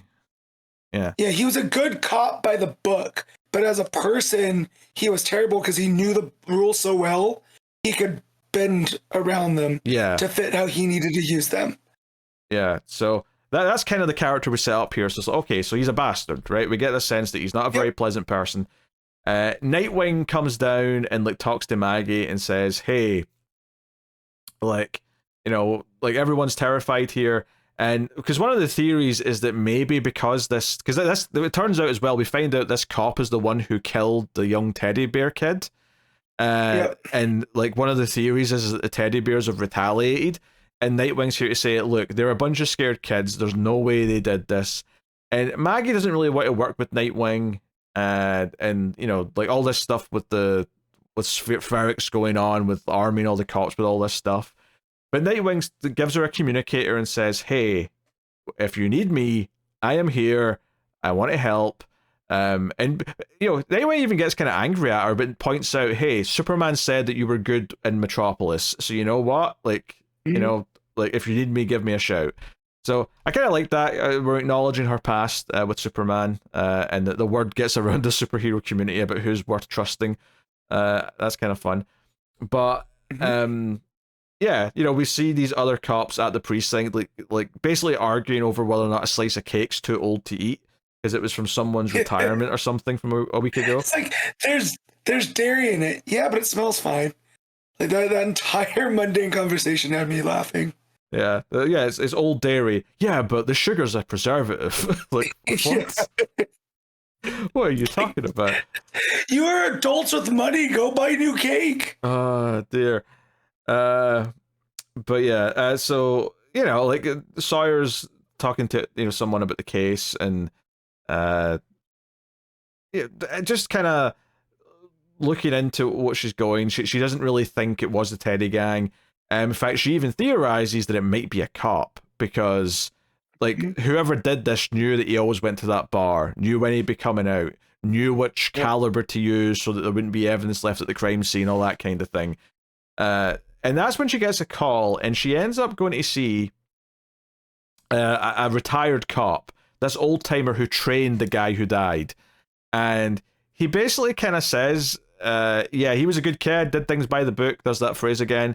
But he brings up that there was kind of like a myth that there was this like this cop who died a long time ago who would come for like revenge and enforce any cops who didn't stick up for other cops. And it's not even like this is saying this was a spirit of vengeance who came after bad people per se, because he specifically points out that's not the case. He talks about how, oh no, there's a code, like there's an unspoken rule in the police force that you're there for each other. Even if the other cop is corrupt and does really bad things, you don't rat him out and you stick up and give him backup when he needs it, so on and so on.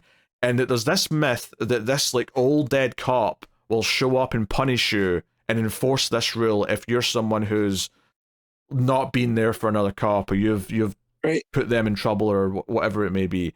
And it's like, okay, so we're doing kind of like a spooky horror story of this, like, you know, corrupt cop of vengeance or something. Like, I don't even know what to call it. But yeah, this thing shows up. Like, smoke starts to fill the room, and we get this plague doctor looking guy with a gun. It's a really cool image. He's got a really distinct look. It's very evil Sandman, but with the plague doctor mask, right? Yes, absolutely. That's exactly what it is. So, but yeah, she presses the button and gets Nightwing to jump in. So Nightwing comes in. But the bad guy, the killer here. In fact, did he give him a name? Actually, the killer, Captain Hallow. Yeah, he did. Captain Hallow is the name of this killer character. But he gets the old man, and presumably because the old man was speaking to Maggie about all this stuff with him, the issue ends with him throwing the old man out the window. Like, Maggie tries to fire off a shot and whatnot, but the killer is like jumping out the window as well and getting away. So, now this was really moody and spooky. I really like kind of the, and it makes sense because Dan Waters is really good at doing slightly horror stories with these characters. So I guess that makes sense. But the killer looks cool, and I did really like that we kind of spun this out of like something that happened earlier in the book. The fact that this cop was the one that killed the teddy bear kid, I think added I think finding that out halfway through the issue added a lot of interesting weight to who this murdered guy was, because all of a sudden he's not just a random cop. Oh, he's the one that did that, so we have strong feelings about him, even though he wasn't really a character at the time when he did that. He was just a faceless cop. But now it's like, oh, now we know who that is, and we have context for why we shouldn't like him. Right. And then the fact that he was such a quote unquote good cop, right? And everything that plays into what Spheric is doing in Bloodhaven. I like that tie too. Right? Yeah, like, it's already a corrupt police force, so, you know, how much more corrupt can it get? Yeah, it's because there's even that debate with her and like Maggie and Nightwing, when like Maggie's saying, hey, like, he used force because, like, you know, they like came at him with deadly, and he had to protect himself, so on. And Nightwing's like, he went to the most lethal possible option he had the second he had an excuse to do it, which does fit into everything we hear about him in this issue, is that he would always do what's in the rules. So it's like, the idea is like, oh, I'm justified to use lethal force the second I think that there could be a life-threatening element, when maybe, you know, don't take it to a 10. Maybe a little bit of force to try and de-escalate. Yeah. Don't continue to escalate, de-escalate. So, you know, I think that, like, it does make it very interesting to explore a character who is like that, who is more on the like, I don't know, I guess someone who is a bad person without breaking the rules. Like, there's something really kind of dangerous about that, because it's someone who's using the way the system is to help them and have them kind of enjoy it. Because the wife even says that he, you know, he did the punishing the kids by hitting them as because he enjoyed it. Like, it wasn't like because he felt he needed to. It was like, no. He clearly enjoyed doing this. Yeah, he likes being the one that's in power, right? He knows what he can get away with, and you can't stop him, right? And that makes it even more sinister than, like, the Teddies, who are gang members that are, you know, willing to kill other gang members, right? It seems like the guy that's supposed to protect and serve being bad, right? Like, it's just, it adds a little dig there. Yeah, and it does make it interesting because it's like the killer's not going after great people necessarily. Although it does beg the question, though, what did the victim, like, because if this killer is only killing cops who have betrayed the cop code of not being there for other cops, then what did he do? We don't actually know that in this issue. Like, we know he killed a Teddy gang member, but it doesn't seem like that's why he was targeted by this killer, because this killer isn't target for that. This killer is kind of corrupt in his own way, or this spirit, whatever you want to call him, because he's targeting only from the perspective of, like, oh, you broke the unwritten rule of, like, being there for the other cops. I don't think this spirit cares about him killing a gang member, regardless of the gang member's age. So that seems like something we're still going to learn, which is why I'm pretty sure this has to be at least this says part 1, so there's at least a part 2. Yeah, so it's following up next month. I double checked. Yeah. So this is That like a makes sense. little fill-in gap before we get back to the Dark Circus stuff. This is, I enjoyed the Wonder Woman story well enough, but this for me is like, oh no, this is an exciting like 2-part fill-in. Like I'm like, oh, I'm way into this. Also kind of a murder investigation, although a much more normal one in a lot of ways. Yes. But no, I dug this a lot. I was really into this issue. And I think given as a different focal character as well, just gave it an interesting change of pace that was exciting. Yeah, and with the coloring, because Francavilla does his own coloring, right? Usually, yeah. Yeah. So the only red we get in here are like the eyes of Captain Hallow, right? So it really makes it pop because it's a lot of blues and oranges and the shadows. So when you get that red there, it really makes them stand out, which I think is cool. And that single page right there with him on there, it looks so cool. Yeah, now you're right. It's the only time there's red. Pretty much the entire issue is his face. There's also other colors that are just absent the entire time. Like there's nothing in this book that's green. I'm pretty sure. Like I'm looking through. There's no green, and there's no, I guess, pink either for that matter. Like there's just entire colors that are just not in the book. It gives it almost like a sepia tone kind of quality, which makes it feel like dingy. So like on the underside of things, which again is kind of what Francavilla is perfect for. And also, upon research, you were close with thinking it was the Sabrina book, but it was Afterlife with Archie, which was the zombie apocalypse one. That's what I was thinking then. Yeah. Because it was connected to the Sabrina book. Yeah. No, I knew it was an Archie thing. So no, I really enjoyed this. The vibes were immaculate. Really cool, and it's such a nice little change of like flavor from what the book has been doing. Although it still very much ties in with it, that I really like. That it's a nice. They definitely a really cool issue here. So, what are you giving Nightwing, Matt? I'm gonna give this an 8.5. I'm gonna go 9. I gotta go 9 on this one. No, there you go. Yeah, there you go. Absolute Flash, issue 2, Jeff Lemire, writing with Nick Robles on the art. So, this basically just picks up where the story left off last time. We have the Rogues, if they're using that name here, hunting Wally in the caves. Something that was in issue 1, but I really appreciate it here again, just to emphasize the way his mind's moving quick, is the idea that his narration boxes are all overlapping each other, and sometimes even cover words to make it feel like his mind is just racing. It's a really simple little touch that I think goes a long way in giving his mind space. But yeah, a lot of this issue is the Rogues like using their various tools or abilities to kind of lure Wally out, trap him, so on and so on. And yeah, we get that. Wally tries to run out. Glider hits him with her 2 lightsabers. I don't know what we're going to call them. I guess. I don't know what they are. They feel like they're more like batons than anything. But yeah. I think they're probably more like, not laser beams, but like metal that's heated up. Yeah. And glowing. A charge to them. Yeah. But yeah, obviously Wally's like spinning around and all the rest of it, and they're all trying to use these powers. They actually like trap him. Jesse, who am I imagining things here, or is this trickster a woman? I think so. Yeah, I don't think I noticed that in the first issue. Yeah. Well, they keep calling them Jesse, and that could be a first name or a last name, because traditionally trickster is James Jesse. Yes. So yeah. So, but I believe it's a lady. Yes.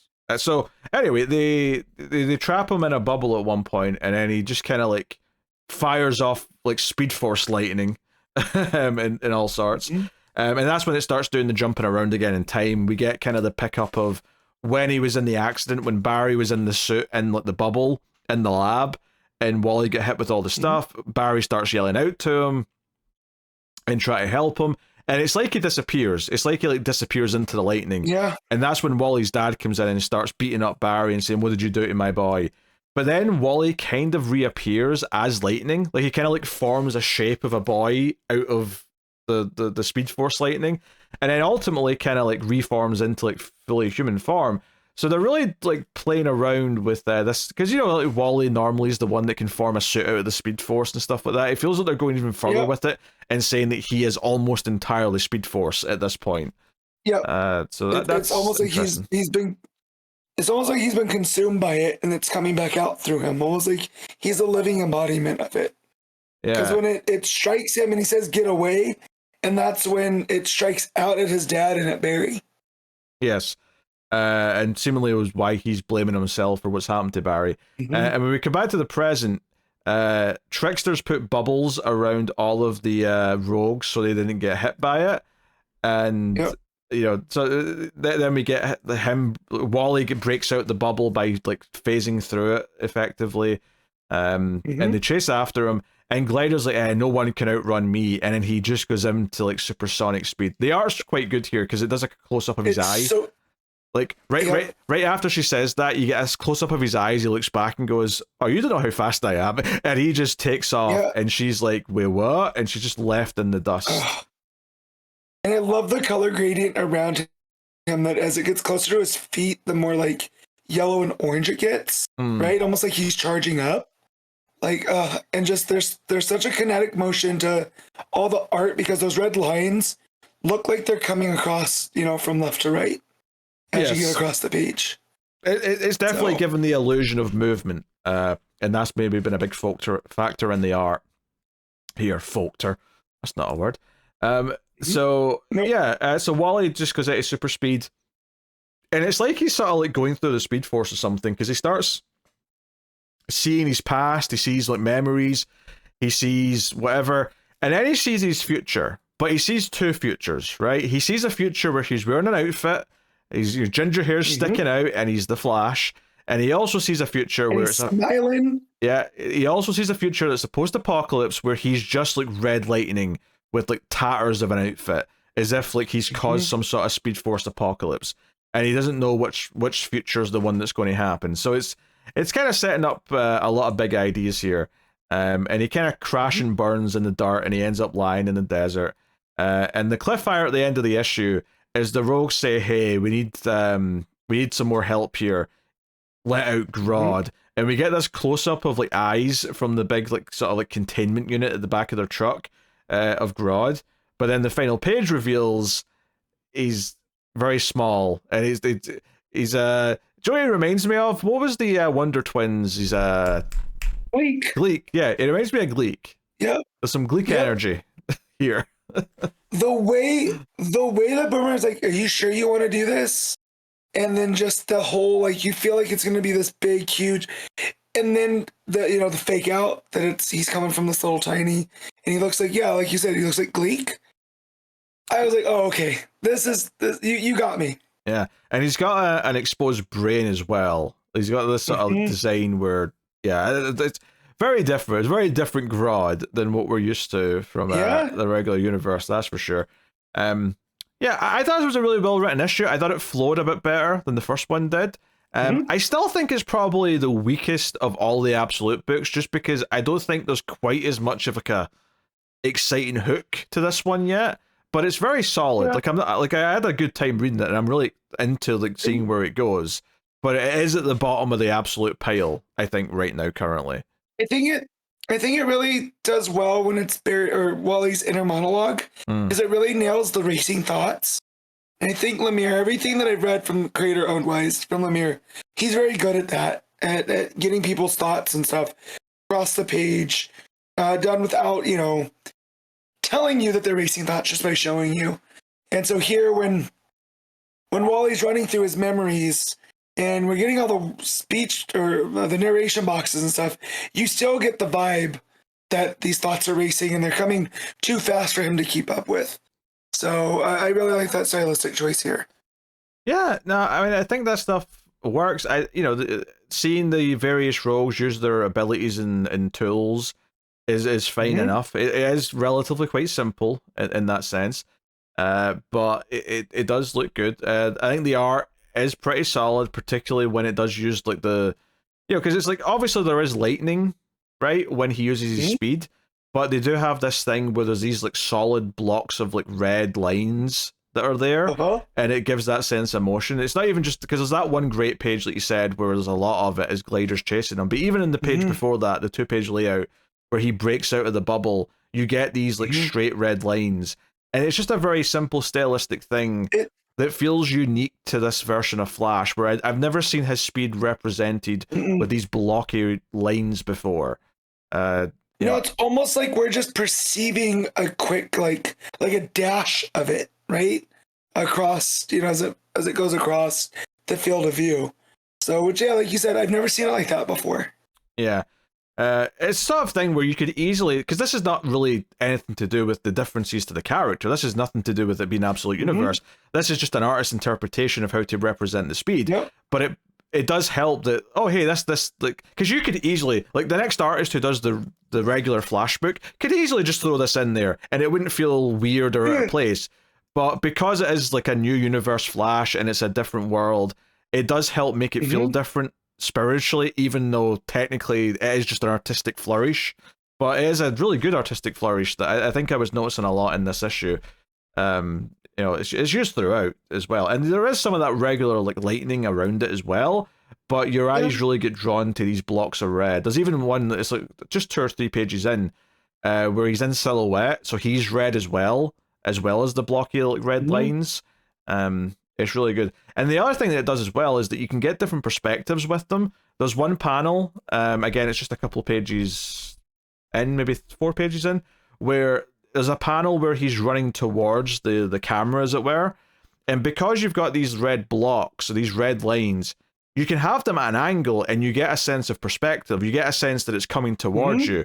You can't really do that with the lightning quite as much, at least not as effectively, because lightning's so erratic in like shape and like how it moves that even though technically you could draw it as if it's like coming at an angle, it still won't look that different. Whereas when you use lots of like just rectangles, because they're rectangles, you get a good sense of perspective when you draw them at an angle or a certain vanishing point or whatever it might be. Yeah, it's kind of like the Omega beams from Darkseid, right? Because they're usually straight lines. Yeah. The way that you can follow them through the motion, and then it changes the perspective. So, like, if the panel is Darkseid staring directly at you, the way that they come out is more, focused and pointed. So, yeah, and I like that. And then on that same page, I think that's the page where he's running from Glider. When she sees him, it's kind of her point of view. We're looking from behind her, and we see him cutting across where it's kind of a mess of the lightning, but those lines are also there. So we're getting both of it. It's really cool. I like it. Yeah, no, there's some good stuff going on. So, all right, Matt, what are you giving Absolute Flash issue 2? I'm going to give this one a 9. Whoa, okay, very high. I'd actually go with a solid 8. I think I like this issue a little bit more than the first one. It felt a bit more focused, structurally a bit more sound. And I think there's some, like we've been talking about here, there's some really nice touches in the art of how to like represent his speed, which is a little bit unique. So that's cool. All right, we'll move on. The New Gods, issue 5, Ram V writing with Evan Cagle and Andrew MacLean on the art. So yeah, the war has come to New Genesis, and we must see how Highfather is going to try and deal with this, which basically is he disintegrates the main bad guy who's come for him, but then the main bad guy just reforms and is like, you like arrogant god, you thought that would be enough. The book starts though with the alternate art, and it's Light Ray basically asking what happens when we die. And there's some talk of the Black Racer and all that stuff. And the Black Racer says, hey, I'll tell you one day, Light Ray. And even here, the implication I was getting was, I'll tell you what happens when you die on the day that you die. That's the way I read that. It was like, you'll find out one day. And I was like, okay, so Light Ray's dying by the end of this issue then. That's what you're telling me. So, yeah, but we get to the present day stuff, and this war's happening on New Genesis, and you've got Highfather coming to sort of stand off against I forget his name, like the leader here. It's I can't remember, but they're the Niktari. The group's the Niktari, yeah, but he did have a name. I'm just forgetting it. But Highfather just sort of stands tall and is like, hey, I've not unleashed my power yet. Like, you know, I've unsheathed it, but like, you should get going. And you know, he basically just makes a big speech about, we are the Niktari, we are the Nightborn. You know, we have come. You're going to be converted or be conquered. And then Highfather just zaps him and disintegrates him with his staff. He turns around, he's going to walk away, and then he turns back around and sees that their bodies are just reforming. All the flesh and all the muscles and everything are all just going back together. And he's like, hey, the time of gods has ended. Like, this is it. Like, it's over. And then we cut back to Earth and we see that Orion's trying to take the kid and Bard is fighting him, and, you know, lots of big blasts happening and getting hit across the road. He comes in to do a Superman punch and Barda just gets him with a knee. And I'm just like, man, Cagle's so good at the posturing of like, or not the posturing, but the posing here, because you don't lose any of the momentum of Orion from panel to panel. No. So then it feels like super impactful when she does. So yeah, it's top notch. Yeah, no, it's good stuff. And then, you know, we get back to New Genesis and the fight's continuing, where they're actually kind of battling a little bit more. At one point, like Highfather like slashes like a bit of the head off, but again, it just reforms. It's like, okay, we don't really know exactly why they're this powerful yet, but like clearly they're showing just how unstoppable they are. Yes. So, you know, like all this stuff is going. And we find out that a lot of the Niktari are converted beings from other worlds, and he introduces one of Darkseid's sons here, who's been taken in and is now part of this whole thing. Yep. So yeah, Graven. Sorry, Graven is Darkseid's bastard son. Yes, I forgot his name. I'm glad you. Yep. Also, yeah. I was gonna say the other guy is Karak Ator. Is the Niktari. But yeah, so my father is like shocked that Graven would like join up with the Niktari, considering that Darkseid's his dad, right? And then he unleashes this kind of Omega sanction, and Light Ray swoops in and stops it. And yes, that's where Light Ray enters the battle. Yeah, so Mega Beam's coming from his eyes. Yep. It's it's a big moment. You sort of realize that this is Light Ray's demise, probably. Not that he dies right in that moment. He kind of blocks the beams with his own beams, and it's like a kind of a big save. But then he stays to fight him, and Highfather's watching from the distance and realizes that this isn't going to go well. And yeah, Light Ray gets speared with the sword and gets held up. And it's a whole thing where basically like Metron's there and he's like, okay, like what are we going to do? Well, we have to go to Earth. That's where the butterfly wings might still flutter. The prophecy, the seed of fate, perhaps this is what the source was trying to tell us. And then this is where Highfather goes, oh wait, so that new god, the kid that was born, might actually be like the weapon for all this that might save us. Oh no, Orion, what have I done? And that's when we cut back to Earth, and Orion's still coming for the kid, and bless Mr. Miracle, Scot-Free is like, look, I'm trusting the brother that told me to protect this child, so I'm going to keep protecting him. And the big cliffhanger is Orion saying, hey, if you're going to stop me, then you're going to need a miracle. And then the final page as he goes to punch is Superman swooshes in and blocks the punch. This issue that was released during Superman, right? It was Superman Day on the 18th, and this issue comes out. Was not expecting Superman. Like, I know the cover that says Enter Justice League Unlimited, right? But covers usually aren't indicative of what's going to happen. Yeah, so when he says you need a miracle and ends up being Superman, I popped. That was a good pop for me. Yeah, the cover actually implies a lot more characters popping in. Yeah. Because it's not just Superman in the cover, but this is kind of like, the Justice League are getting involved now, which I guess it makes sense they would at some point with all this shit's going on Earth. Yep. But for sure. Yeah. No. I think it's interesting because they did the whole thing earlier on where they said, okay, this new god would be born where it's needed. When this new god is needed to, like, I wonder, it's like, okay, is the reason why it's needed because the Nectari are doing what they're doing? Like they've become emboldened because Darkseid's not around anymore, which also does make me think, oh, what's his son going to like react to when Darkseid inevitably shows back up again from the Absolute Universe or wherever he pops up from? Right, because Kara Katora says that Darkseid visited his planet once and devastated it, and part of that is one of the reasons that when the Nectari came, he joined up. So it was this kind of like, Darkseid's the reason for him being this way. And so, and then the fact that he's able to recruit Darkseid's son, and everything that the Nectari are, it's almost like, how the anti-life's not death, right? It's this whole state of being without free will.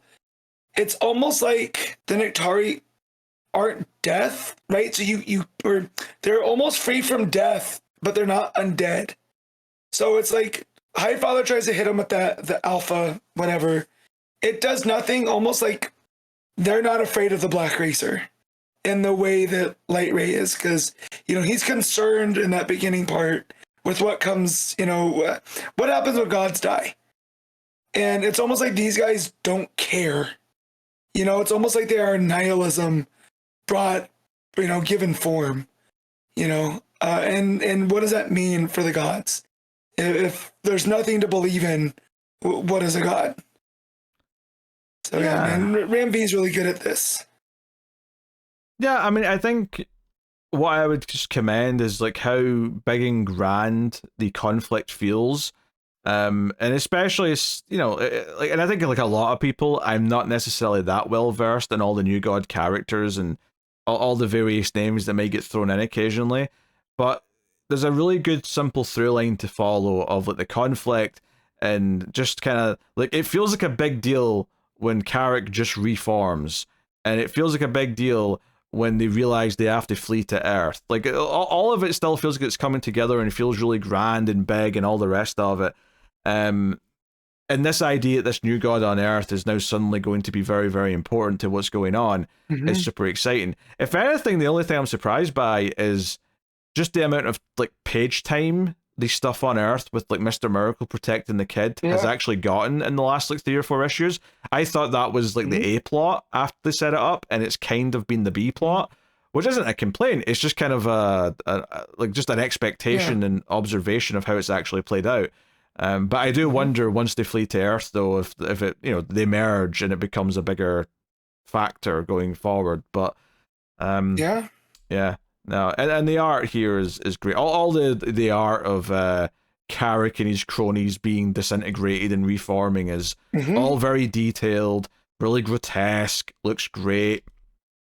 Really good stuff. You can feel the energy pulse when Highfather unleashes it, and then when he looks back and you see it coming together. Like, it's very cinematic. For sure. And I think the other thing is like just making Earth and New Genesis look very different. There's a lot more detail in the backgrounds on New Genesis, I felt, whenever they had scenes there. And then when you go to Earth, not that it's lacking detail in like it feels a lot cleaner. It feels a lot more like Earth is, I don't know, got more of a sort of natural look to it, whereas New Genesis, like everything looks very detailed, like because there's a lot of rubble, there's a lot of extra speed lines and stuff. Like Earth feels a lot more like natural, and part of that's the coloring as well because they're next to a forest, so there's a lot of muted greens in the background and stuff like that as well. But it's a lot more lively. It's almost like the new gods have stagnated, right? But on Earth, it's new and it's wild. There's definitely a difference here. Yeah.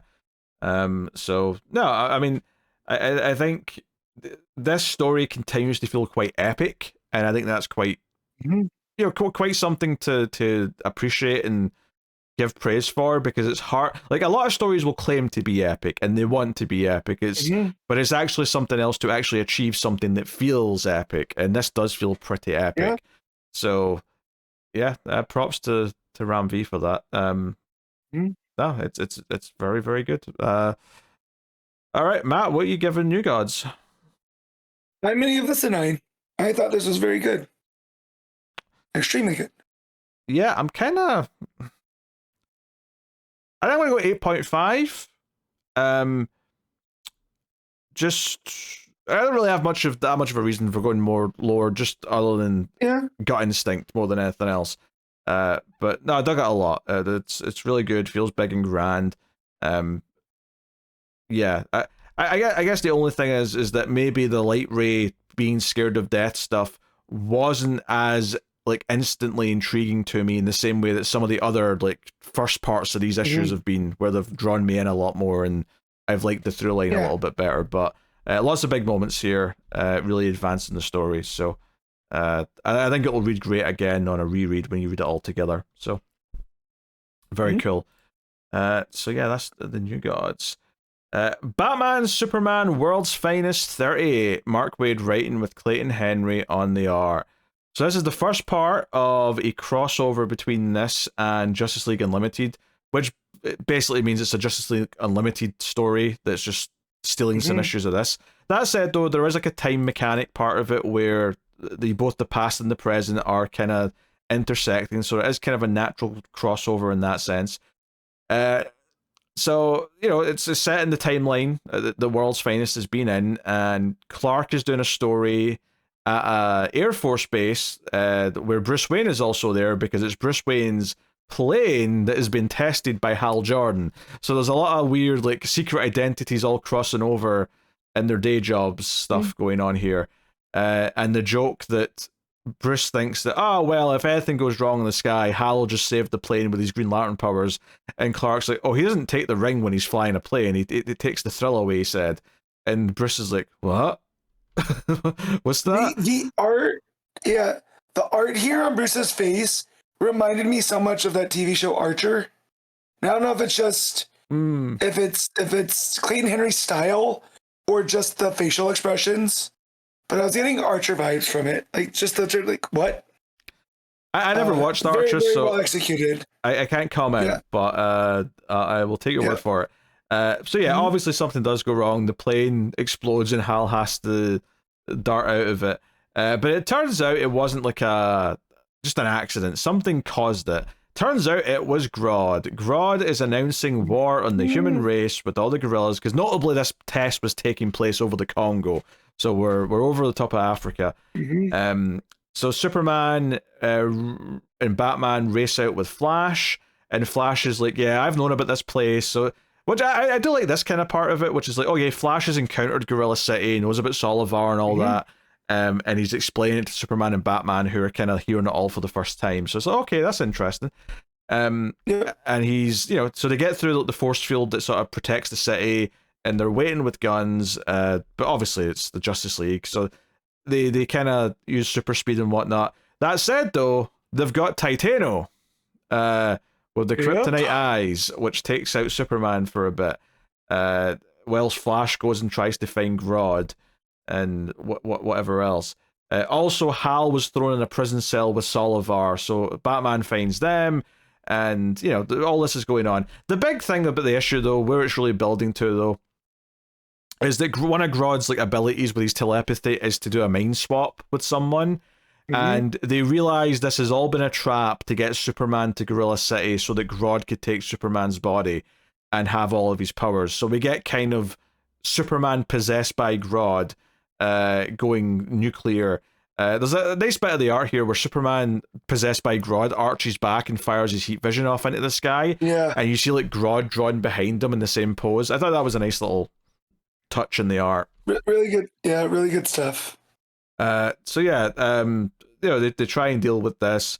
You know, they use Titano. Batman actually sort of like jumps up on Titano's back and kind of like rides him basically to try and take out Superman when he's possessed here. It's very Ratatouille. It's a little Ratatouille. There you go. So it's a whole thing. But yeah, basically Flash is able to like separate Grodd and Superman by running them at super speed and giving him a giant jolt, basically, which deals with it. So yeah, basically shakes it out of him. Yeah, so the story does wrap up. Like, it does have a conclusion where, okay, this is over. They've solved the problem. They've got like Grodd arrested, and they've saved the day. And it's like, okay, so this is part one of a 6-part story, though. So what, where's this going? How does this become an arc?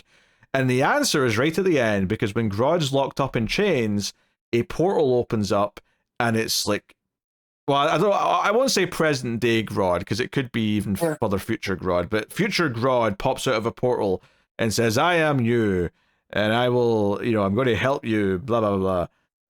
We're going to change the course of time so that Gorilla Grodd reigns supreme.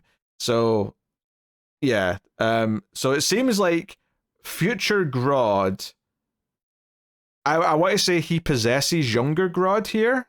That's what the art tells me here, because he jumps through the portal and looks like he's going inside young Grodd. Yeah. So he's going to like be messing about in the past with all his future knowledge. So Grodd still has the Manhunter powers, right?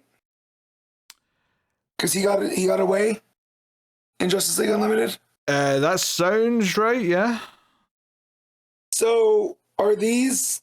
So this is him using it, because it was just very striking that the colors here around there very reminiscent of Martian Manhunter, the Absolute version, right? With all the kind of psychedelics going on around him.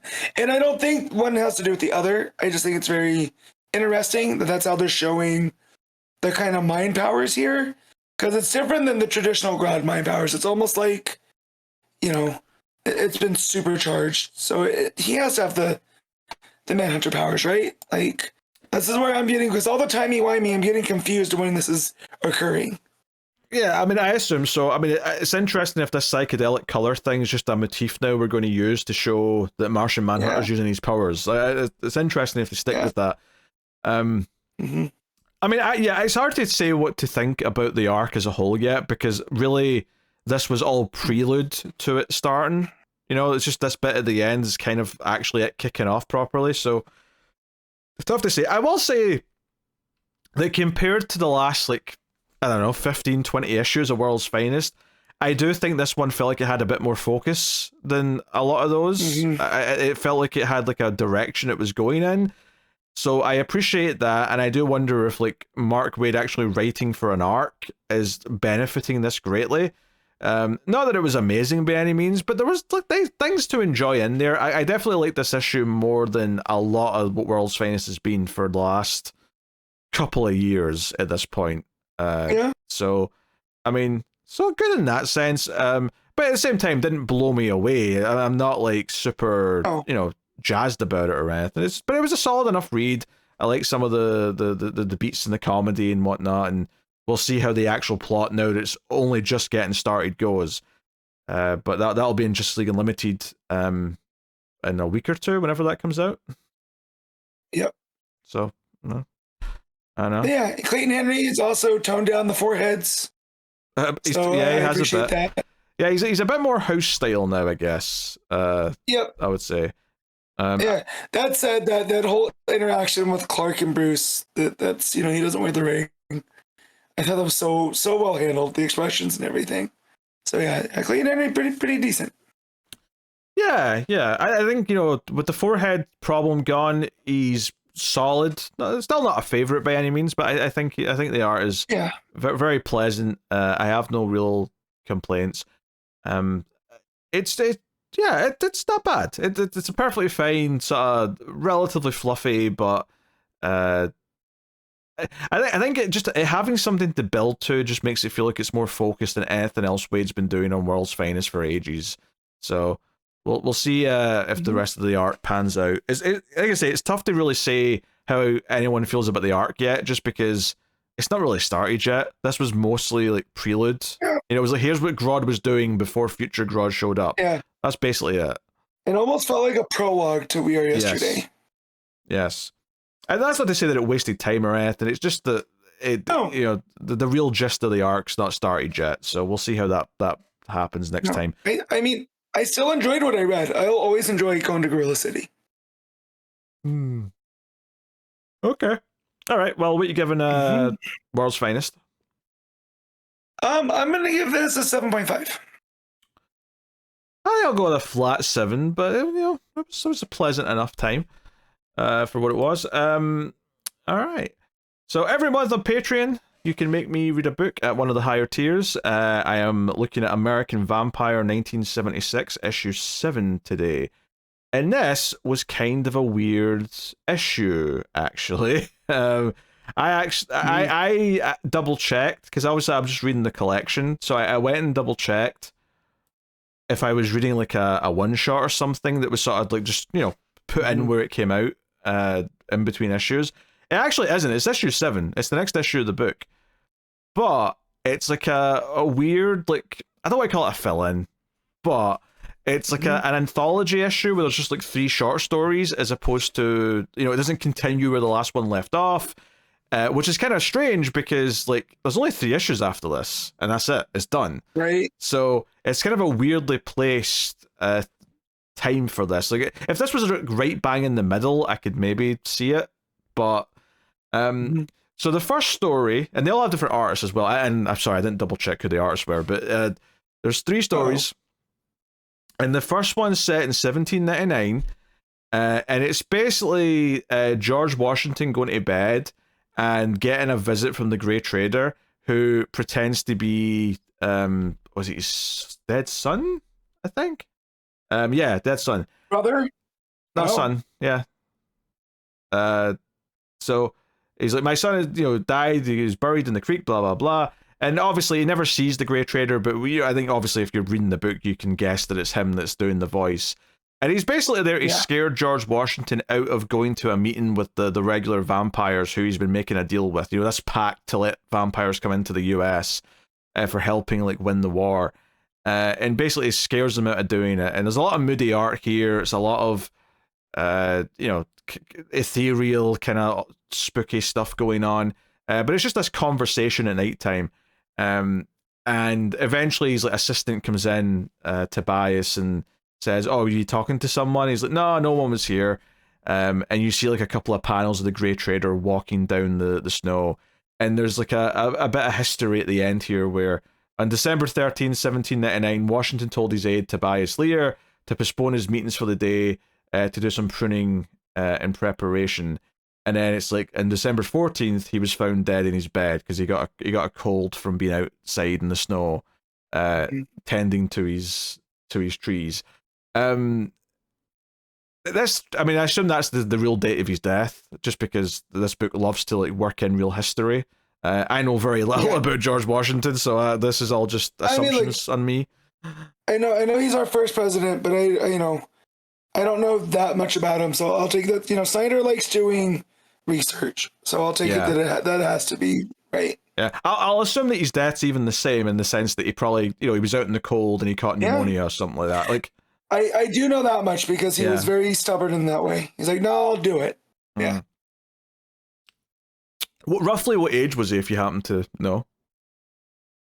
Was he old? Mid-70s. Oh, he was old. Because I was going to say, in that time period, that's an old age to get to. So he's been really stubborn. So, you have to remember, our founding fathers in this country were all from the upper class of this country, of this side of it. So they had access to things, and they could live longer, right? So Benjamin Franklin lived into his 80s. Yeah. So which Also, Washington had a wooden dildo made out of the same material his teeth were made out of. I didn't know that. I'm surprised you knew that. That was a joke. Yes, I know. Honestly, I was doubting myself there for a second. Is he the one that was supposed to have the wooden teeth? Because I think I know that bit of trivia. Yes, but his actually weren't all wood, right? There was ivory. There was other people's teeth. Do the math of whose teeth those might have been. I've got to say, there's a lot of reasons why I'm glad I was born in the era that I'm born in, but the state of dentistry is one of the reasons why I'm glad I was not born hundreds of years ago. I'll tell you that right now. I get it. Well, definitely not a pleasant time.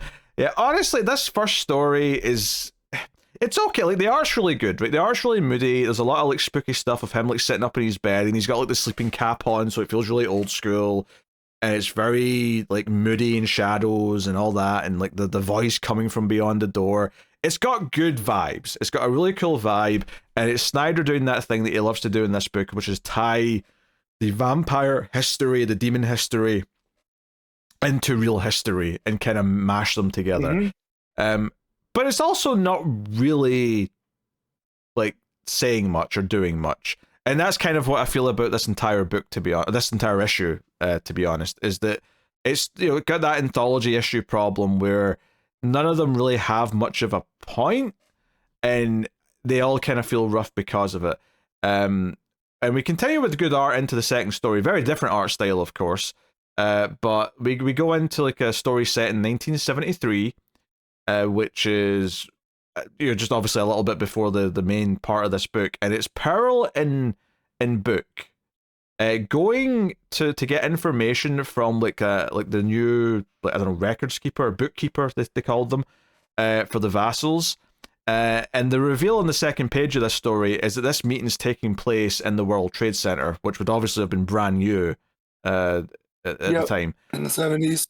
And because they mention on the first page that he's like why do they have to like build everything so damn high? And she's like, just don't look down, don't look outside if you can help it. And then and he's like, but like it'd help if all the walls weren't glass. So like, again, tying into some history here, but fundamentally this is them looking for like records of the vampires, and they're honestly, like, I'm having trouble remembering even specifically what they were looking for, beyond just like general information, because what it really turned into, and the art is quite nice, like, because you get like the skyline of New York and all these panels are above the skyline as they're talking, and it looks good.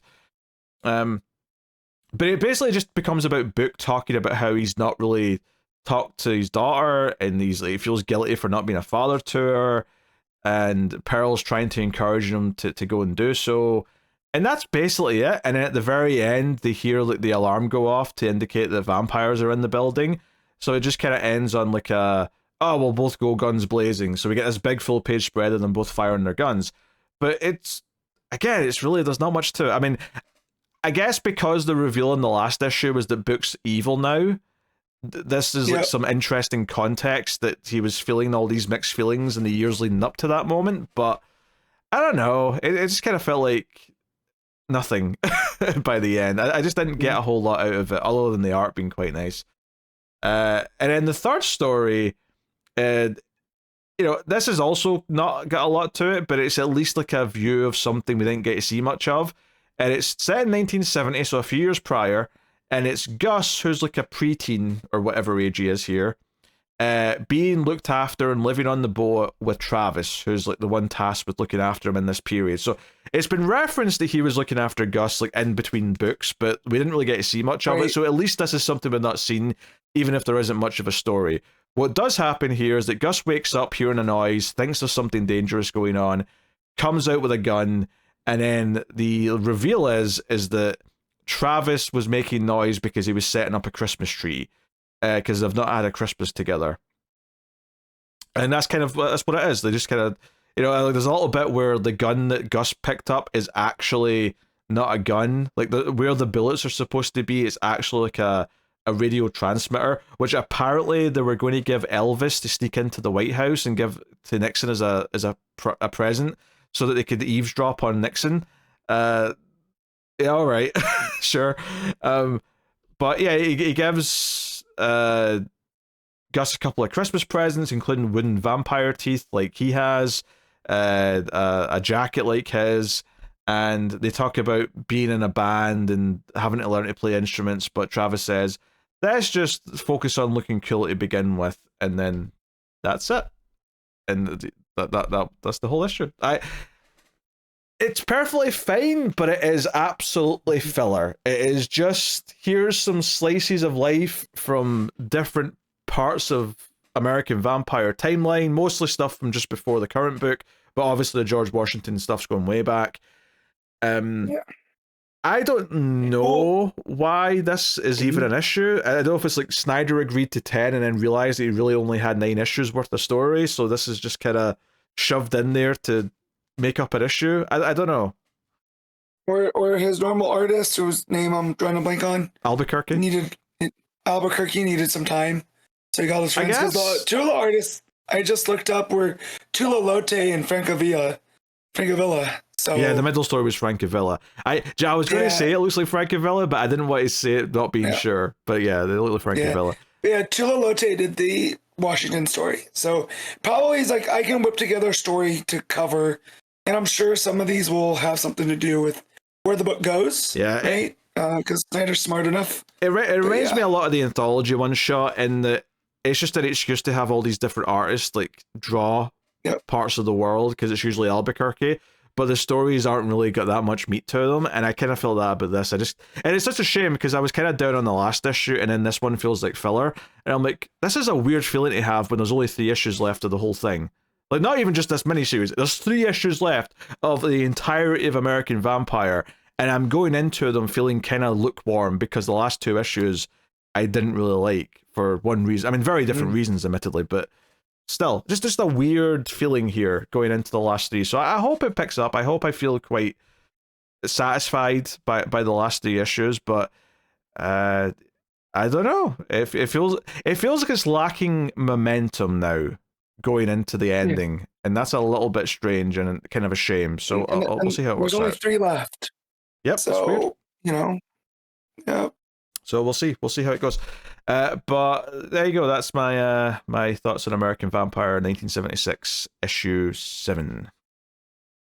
So that'll bring us out to the final part of the show, where we pick our favorite stuff of the week, favorite panel / moment, favorite cover, favorite art, and of course top 5 books. So Matt, what is your panel / moment of the week? All right. So in Absolute Flash, there's a couple. I really liked when he runs from Glider, and you can kind of follow him across as she's perceiving him. That's real cool. The other one where he's also running across, and we get all the different lines, and then she's like, "No one's faster than me," and then he turns it on. I thought that was really good. Send in Grodd. I mean, come on. However, it was Superman Day this week, so I feel like I have to pick a Superman moment. And nothing quite gave me the pop that New Gods did. So that final page of New Gods, where Superman comes in and stops Orion. Moment of the week. Okay. For my moment of the week, the killer showing up in Nightwing was pretty cool. I like Batman's speech about what part of his parents are still alive in him and Detective. That's pretty cool. Superman showing up at the end of New Gods, also really cool. There's actually, I wouldn't say there's like something sticking out to me as my obvious pick this week. There's a lot of good things, but I'm struggling to pick what I actually wanted to say. So I think I will go with...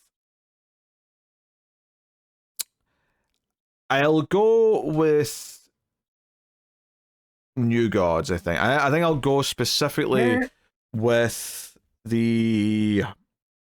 I'll go with the reformation of the bad guys when they reform after Highfather zaps them. Yeah, that's pretty good.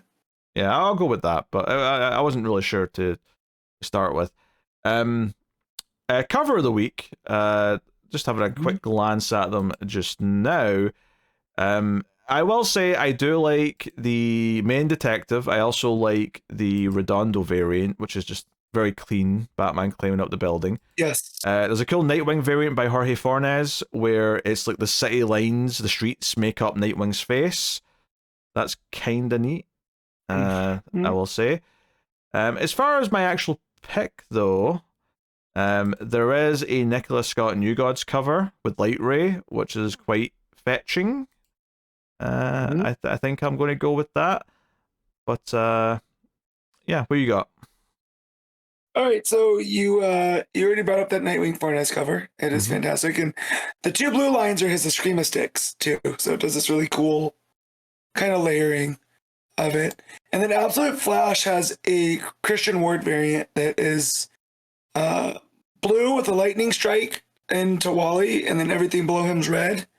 It looks fantastic. And then another Absolute Flash is the Andrew MacLean variant that's got like Wally running and on this black and white spiral, but where he's ran, it's yellow and red. It's a really cool disorienting kind of cover, and I like that. But yeah, no, mine's gonna be the Fornes cover for Nightwing. Okay, cool. Best art? This one's tough because New Gods was really solid, but I think Robles worked this week on Absolute Flash just edges it out, so I'm gonna go Absolute Flash. I mean, it's very good. I praised that a lot, but Francavilla is getting the win this week. I have to pick Francavilla for Nightwing. Janin was great in Detective as well. Not to sell him short, but gotta be Francavilla. All right. Top 5 books, Matt. All right. 1's gonna be New Gods. 2 is Absolute Flash. 3 is Nightwing. 4 is Detective Comics, and 5 is World's Finest. Okay. My number 1 is Nightwing. My number 2 is New Gods. My number 3 is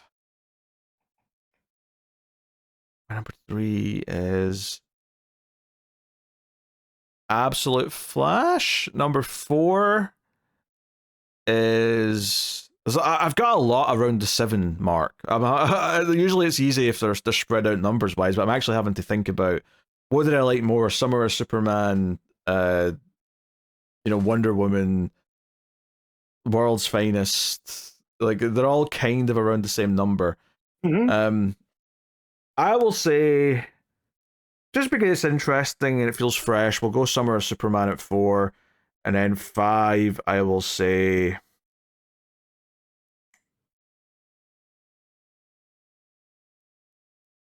World's Finest. No, Detective. I'll say Detective at 5. Yeah. All right, there you go. That'll take me on to saying what's coming out next week from DC Comics. So next week we have Batman 159. We have Absolute Wonder Woman 7. Absolute Martian Manhunter issue 2. Superman 25. So that's a little oversized, remember, because it's a 25. Yep. We have Justice League Unlimited issue 6, Green Arrow 23, Green Lantern 22, The Flash 20, Harley Quinn 50, Green Lantern Dark issue 4, Power Girl 20, Superman The Last Days of Lex Luthor issue 3, Metamorpho the Element Man issue 5, Peacemaker Presents The Vigilante Eagly double feature issue 2, Bruce Wayne Family Adventures, and then we have reprintings, facsimiles, and so on. So yeah, similar size week to this week, really, with Absolute Wonder Woman being, I think, the main highlight, but obviously Green Lantern is one I'm looking forward to as well. And we get to see the next part of this crossover with Unlimited to see how that goes.